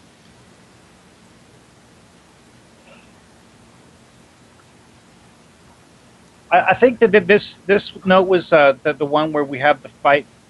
Wait, is this the second fight or the first fight? It's the second one.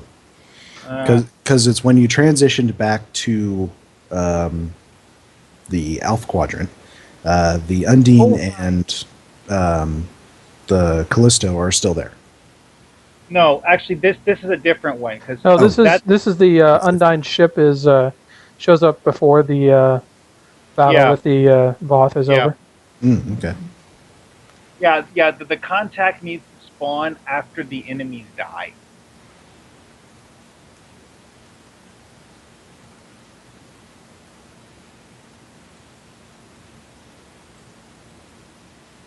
Okay, what's the states doing? So while he's looking at these states, one of the other questions I had written down was, if you could add anything to the game, anything at all, one thing, what would it be? Mark, let's start with you.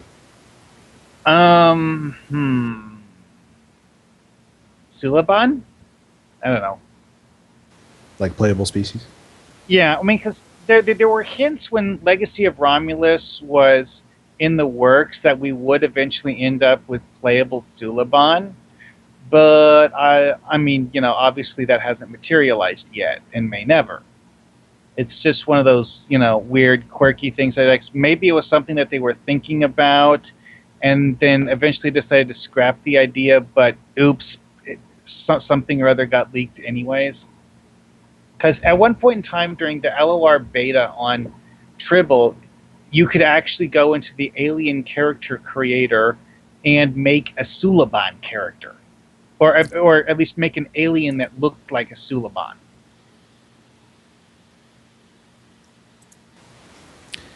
All right, Hippiejohn, if you could add one thing to the game, what would it be? One thing. One thing, right now. Come back to me on that. I got to think about that. Dragoon, if you're not too distracted. I'm sorry, what was the question? If you could add one thing to the game, what would it be? 3D Nudger. 3D Nudger, okay. Let's say it can be Foundry related, but doesn't have to be. I think the one thing I would add to the game is something I've talked about before, which you guys don't think is a good idea, but the Nemesis system from Champs. With a lot of tweaks, obviously. Yeah. I'm not entirely sure, but I think the system decided to automatically give me a nemesis who likes to use this stupid fire rain attack every time he sees me. Well, the funny thing about the nemesis already system has a nemesis, so the funny thing about the nemesis system is its champions is neglected Foundry-esque feature. Yeah, it really I mean, is. Mm-hmm. It's the one that's I think you would have to make a lot of tweaks to it and change it, sort of Star Trek-ize it, you might say. And I mean, one of the big things is, I think because you saw a lot of, hero versus nemesis stuff in the shows, and I think it'd be cool to have your nemesis show up every so often. And then sometimes there would be a random chance for them to show up as an ally. I don't know. Did you ever? I've never gotten far enough. I mean, in did champs Picard to like have a actually- nemesis? Do you? That's true. Because your nemesis doesn't always have to mean you're always fighting against this person. Yeah, it's just so It tricky. doesn't necessarily because, have to mean Well, that. I mean, because if you go back to the original Sherlock Holmes, how many times did Sherlock Holmes actually fight Moriarty? Twice, maybe. Yeah, but it's his nemesis. there's only one actual. Nemesis, because And then only one Holmes actual was never fight. able to actually bring him to justice. He was able to foil his plans, but never capture him. Right. Yeah. So I have my answer. Okay. I go want a ahead. more robust exploration and diplomacy system so that I could level potentially by being a diplomat or by being an explorer. I could get myself to endgame by doing that. Just something Yeah. more robust in that sense.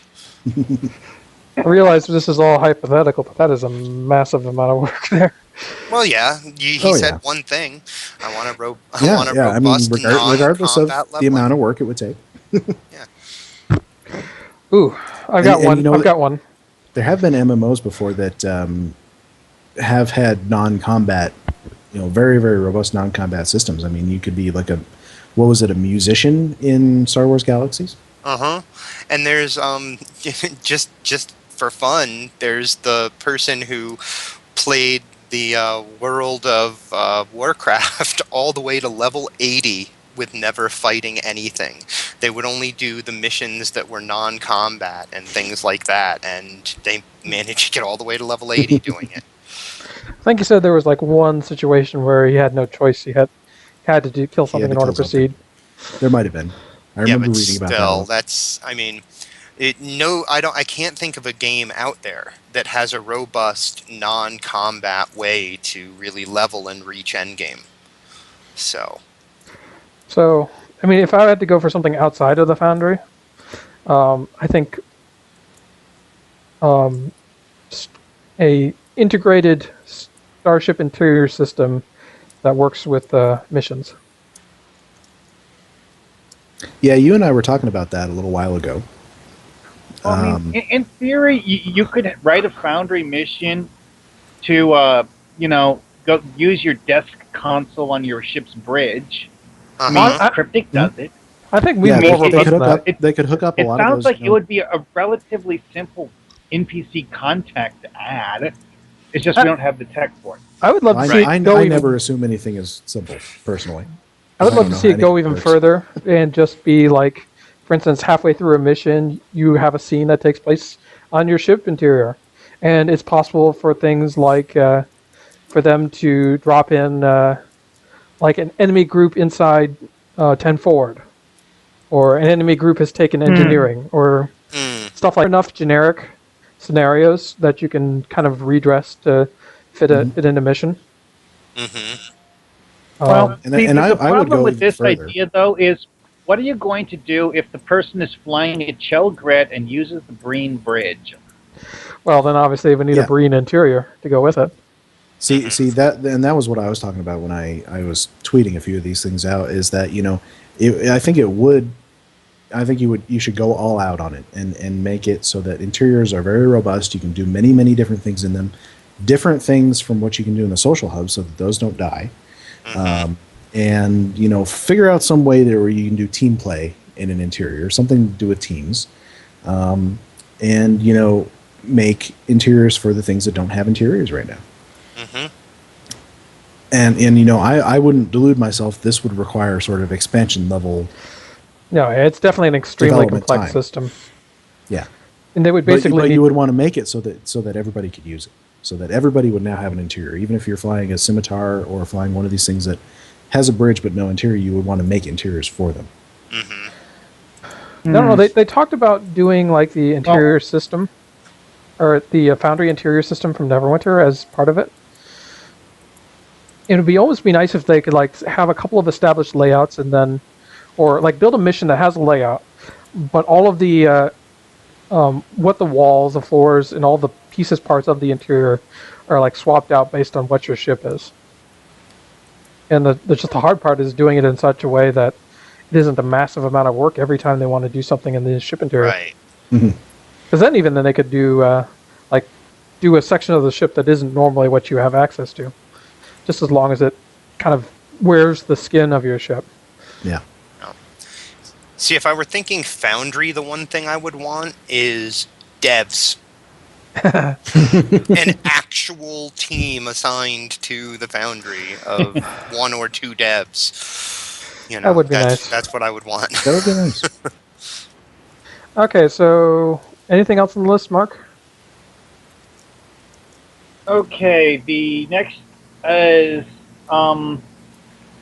dialogue that happened after that. I think it's after the fight, the last fight where we did the Citadel. Mm-hmm. Anyways, the next item is Vice Admiral Kama. That's what I wrote down. I think this might be in the ambassador's dialogue down on the planet. Because remember we had some there. Because remember she was saying she should say we don't want to harm you, or no, that's later. Yeah, that's the next line is we do not. Okay, so that's actually after the fight with the Undine back in space. Okay, let's pull this up. Or with the boss and the Undine. Honestly, I really like Galen Tome's suggestion in the chat room for something to add to the game. Fleet actions and fleet-based PvP events that are designed to do with your fleet. And that if all the people in the group are a member of the same fleet, maybe the fleet gains some kind of reward for it. That would be awesome. That was always what I thought they had in mind when they sounds made it. a lot like what some of the PvE quiz stuff is already. Yeah, queues. Q. So what if they had like duty officer assignments that only one person doing it did only contributes a tiny little bit to, like, say, giving a discount, a temporary discount, but if more and more people do it, it builds up the discount. So like projects cost less or something like that. You could do something like that. I always thought that they should have like a system of where you get your fleet together and put yourself in a queue to attack another fleet of comparable size. Yeah. You could do a 5-man queue, you could do a 10-man queue.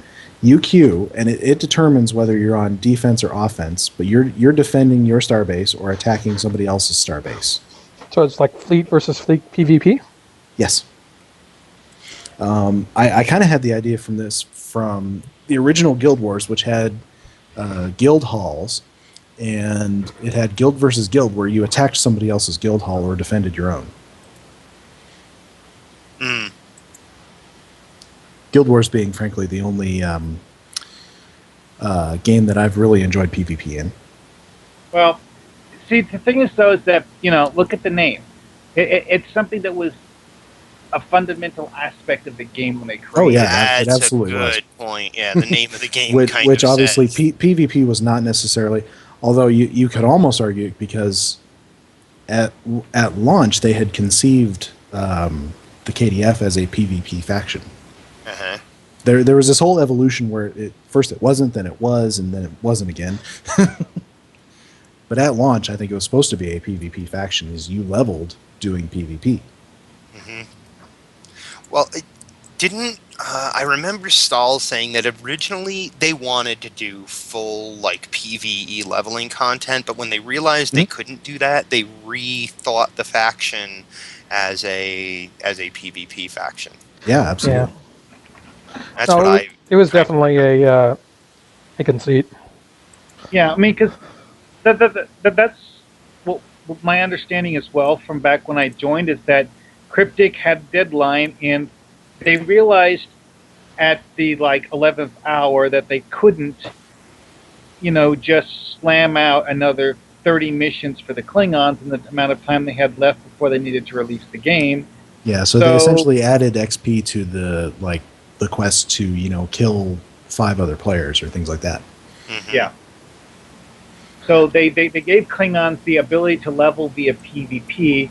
Granted, they also gave it to the Fed, but Klingons actually. And I didn't actually think it was that bad. I thought it was kind of fun to be able to level and level decently well from PvP. So, are there any other? Back when I played KDF in Season 4, my main method of leveling was grinding exploration clusters. Any other Any things other on the notes? list? The next note is, after we do not, is there, I have the phrase, an understanding. Sounds think- like. Something in the Undine dialogue. Oh, Yeah. it's and it should be Anne. Yeah, that's right. Yeah. Okay. Anything else? Remove contraction. I think that was from one from I think, earlier. it was bridge officer dialogue. It was a So- bridge officer that said something, and yeah. Oh, do you think we'll ever see her again? Was the dialogue from the bridge Yeah, officer. that one. I think it should be we will.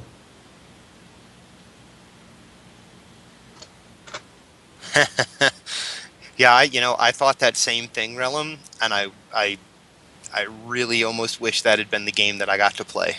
He just typed in, he thought that when he was playing STO, that when he ran into KDF in sector space, that he'd have to fight them. There's a war. That's kind of Well, what I thought, and too. that idea has come up. I mean, before when somebody was talking about like a sector-wide, a PvP sector that had open PvP in it, or something like that. You run into people and then you start fighting. You can like right click on somebody's ship in sector space and challenge them, but it's not quite the same as open PvP. Not quite. Okay. So, anything else? All right. I actually have something like, let's see here. We were going to move the player spawn Hey, away no. from the battle a little bit. That's And, right. the second space battle.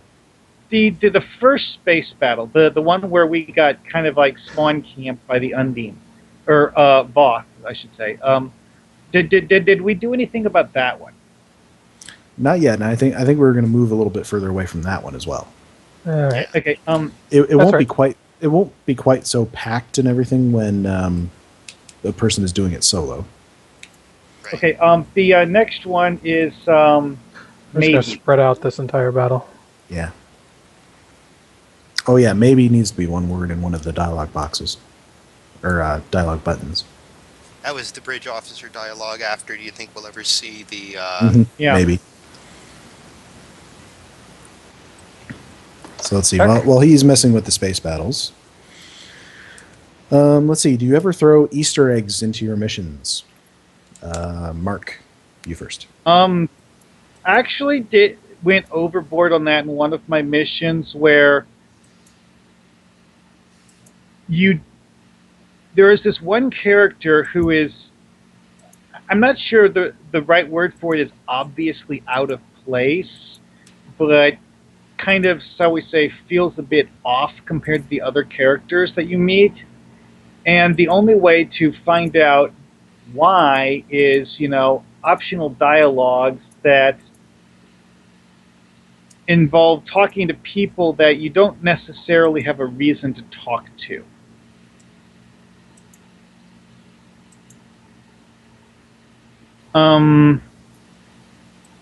And also, you don't get it just from talking to one person once. You have to talk to like 2 or 3 different people for the right dialogue option to pop up. And I think there was like one person who actually managed to find that dialogue on their own. Who actually, I got a comment on by this one person who said that they thought that particular plot twist was kind of cool. But anyway, yeah, that was a bit nuts though, because it was, I wouldn't say an important story element, but it was something that people would be curious about, and I kind of hid the information too well. Let's see. I guess Hippiejohn, do you add Easter eggs into your missions? I can't help myself. I had Easter eggs every single mission that I write practically. If you've played Spectres, the one that I have spotlighted, on almost every deck, on almost every map, and it might be every map, I put an interact, something you could walk up to that was interesting. Like on the original series interior set, when you have the the bridge and the hallways and everything in the captain's quarters. Well, in the captain's quarters, you've got a picture of baseball player number 8 or something, and well, number 8 was Yogi Berra's number, and there was a quote about Yogi Berra had a quote that was it's like deja vu all over again, and here I am making a mission that's about traveling back in time to a time that you have already been in a previous cryptic mission, so that you're going back to fix something that you messed up. And so I found a Babe Ruth quote that worked, and then you can interact with that picture on the wall and it will give you that Babe Ruth quote.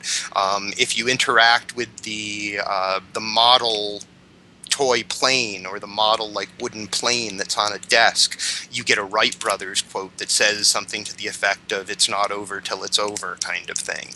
And I did that on just about every deck. And I think the biggest one that I really put out there as an Easter egg and kind of a call out to other sci-fi types of things was the fact that at the mailbox you can send yourself mail that you get, many, many years in the future. And the whole idea behind that was a Back to the Future send up, and to the point where I even put the name Marty McFly in the mission.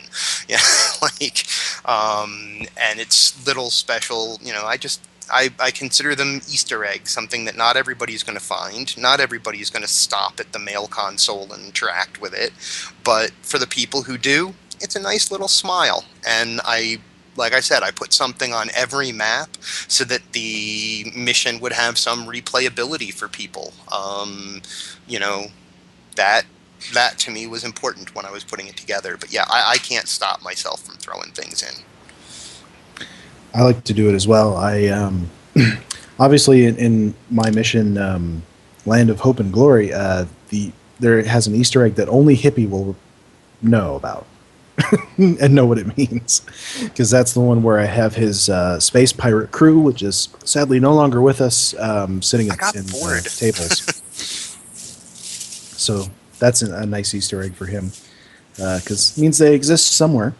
It's the only place I can still see those characters. They live on. And then, of course, the other big one that I get a lot of comments on is I put 3 guys that are supposed to be like the 3 Top Gear presenters at a table arguing in Wreck to Gino in a Jar, my Klingon Spotlight. And of course, I like to pepper my missions with characters I've used before. So even if you don't interact with them or talk to them, they still show up all over the place. And of course, my favorite thing is to add in random lines and callbacks to other shows, even like in Purity 6, when you finally find the president, your first line to him is "Come with me if you want to live." That sounds very familiar. Yeah. Wonder where we've ever heard. I wonder that where.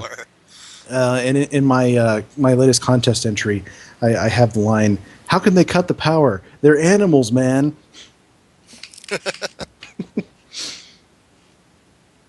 And my current project with that is to try and find a way to put in the line somewhere, "Also, I can kill you with my brain." Oh, that's a good one. I just love using those iconic lines from elsewhere in sci-fi, just in funny ways where obviously the player, when they read it, they'll just get a good chuckle out of it. So Dragoon, tell us what you've done to this space battle here. So I've kind of spread everything out. Right now I'm taking a quick look at the balancing on the second battle. Mm-hmm. I'm a little concerned that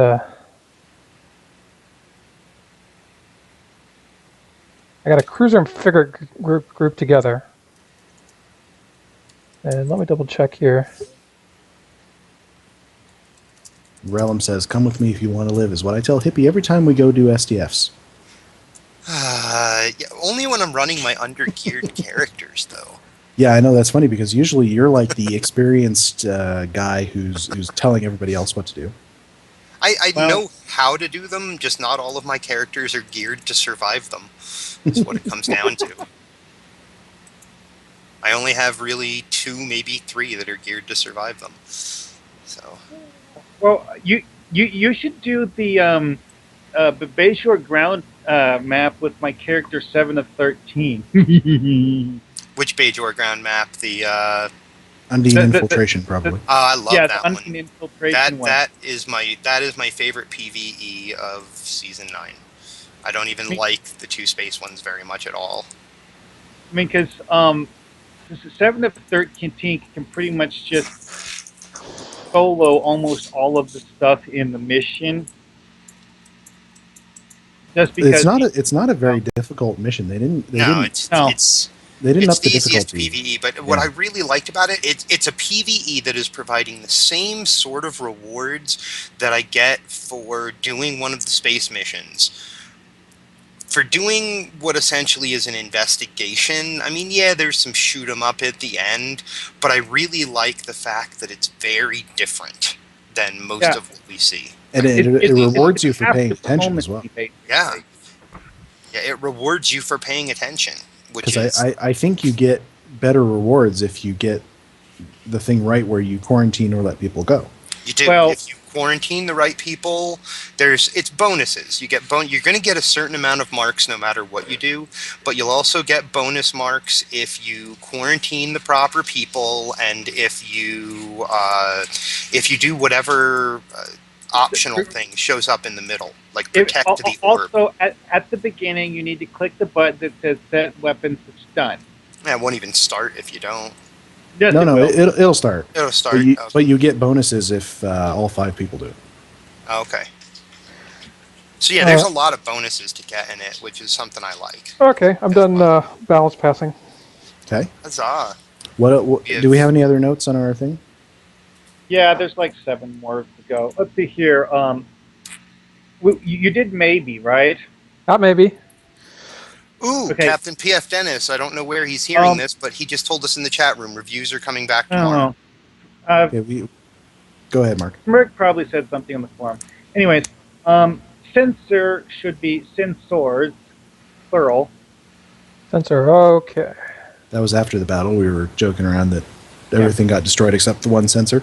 That's right, it's talking about the Callisto showing up on sensors. Okay, next, might need is spaced incorrectly. Which would have to be after. Here's a Cryptic Frost post from just a little bit ago. It says, reviews will be back on with tomorrow's update and maintenance. Awesome. It's good. Smirk is also continuing the discussion about whether we should go ahead with the voting for Challenge 9. He says if we started the voting process Monday, the 2nd of June, which is next Monday, would that give you all time to wrap things up, or would you prefer to start voting on the 9th, which is the Monday after? Oh, I don't think Mine, of course, is done, so I mean, I'm cool either way. Yeah, I don't think there's any reason to put it off another week. I mean, at this point, everyone's had enough time to fix their missions. I think certainly from the ESD. Well, issue. or like fix their missions like 3 times or something. I don't know. Or finish them, because I think a lot of people didn't finish before for the actual deadline. Anyway, Hey, people have had a I bunch did. of time. But remember, I don't want to win. I have People enough had spotlights. People have had a bunch of time, a bunch of extra time. So Well, hopefully that makes the missions better. I hope so. okay, so you fixed might need. Fix might need. Okay, the next one is here should be her. It's talking about the Packlet ambassador. Yeah, Okay, so the commanding officer of the Callisto needs a picture. got it. You did that? Okay. The Callisto and the Undine ship need to despawn after we leave the Delta Quadrant. Yeah, got that one. Okay, and the Keymaster needs a captain.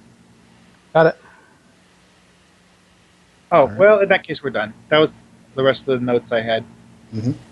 Okay, so since we're towards the end of our time, and actually probably over our time, but Well, it's I figured what I would do is forego the audio on this one and just make it. This episode is video only. Yeah, it doesn't make much sense for just audio. Not quite. So in wrapping this up, I'm going to go around and ask each of you guys if you had a lot more time, what would you do to this mission? So I don't know, Dragoon first. I would probably make the Undine far more aggressive. Like they're mentally in conflict about the fact that you helped them. Like they don't even know what to make of it.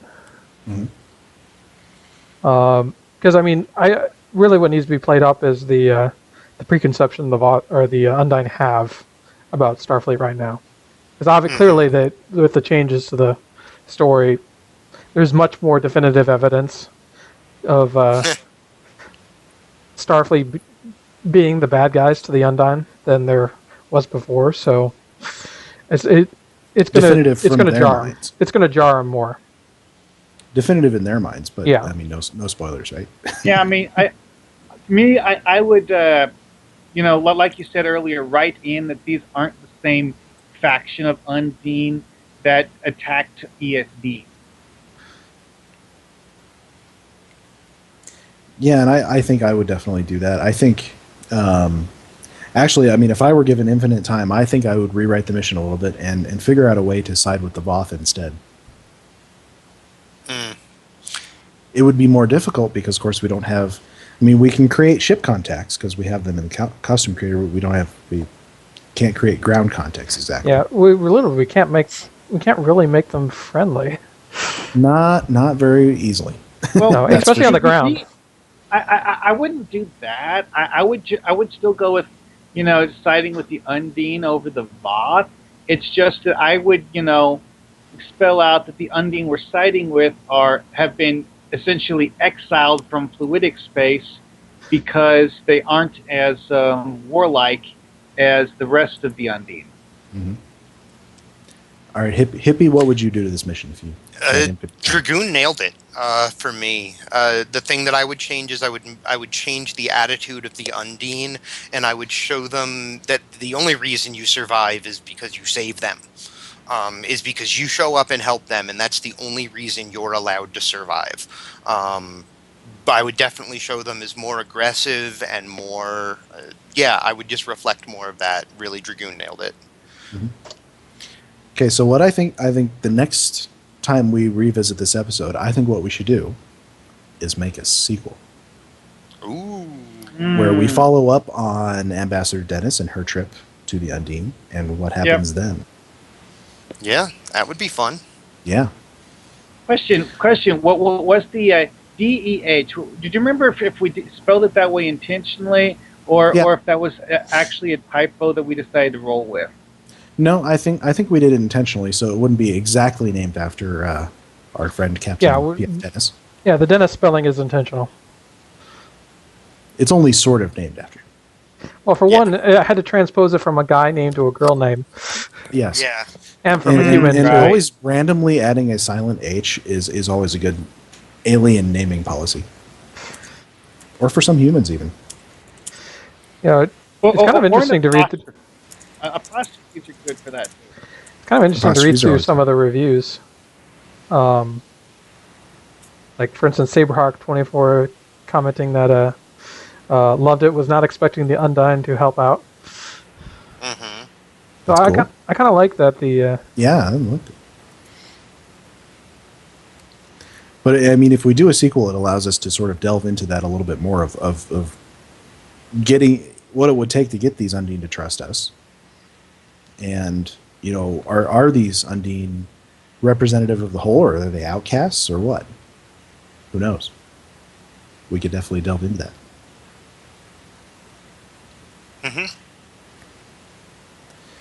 So, we did a good revision today. We fixed a lot of typos. Obviously, a good lesson for everybody out there, and one that I've definitely found is, listen to somebody read your dialogue.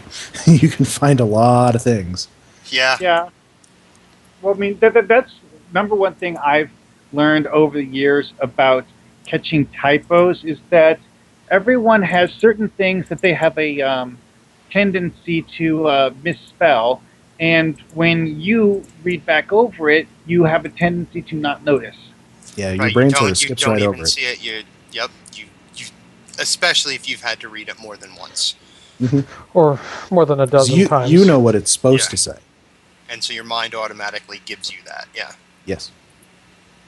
I mean, because I've noticed that I have a bad habit of leaving out certain plot details that are actually kind of sort of important to the plot, and people read something I wrote and like, huh, wait, that doesn't make sense. Yeah, and they're It like, "What's doesn't going connect on?" to Because me. you've got I've definitely had some It, great it'll users point often out plot holes. be something as simple as leaving out a single line of dialogue that, when I read things, my brain automatically connects the dots, even though no one else knows how. Mm-hmm. Are we running up against our time limit here, Drogan? This time we don't have to worry about the time limit, but I think we are at a good place to end for the night. All right, I've just finished up the last couple of tweaks, trying to make sure there were a lot of comments about the combat being too hard. So just a couple of tweaks to save and publish. Mm-hmm. They say on occasion, sometimes you have friendly NPCs that don't help enough. Yeah, well now there's more NPCs helping. Excellent. All right, so I'm gonna wrap things up. Wrap things up and throw up our contact info. Actually, I can't throw up the contact info on this screen because I don't have the contact info as wide screen. Oh, that's quite all right. Well, I will end by saying that we definitely do still want to start announcing people's new missions. So what we're going to do is also piggyback on Rogue Enterprise's thread in the Foundry mission forums that he's doing to update weekly new missions. So post there or post in our thread on Starbase UGC or the thread on the official forums. Give us all the info for any time we release a new mission, and we will announce it on the show. But otherwise, you can contact us on Twitter. I'm at Drogan1701. I'm at Greendragoon. I am at Hippie_John. And I'm Markhawkman. Mar, M-A-R with no K, Hawkman. Yeah. And you can, and I do actually check this, email us at foundryroundtable@live.com. But that'll be it for episode 60, and here's to 60 more. Here's to 60 more. All right. Good night, everyone. Good night, everyone. Good night.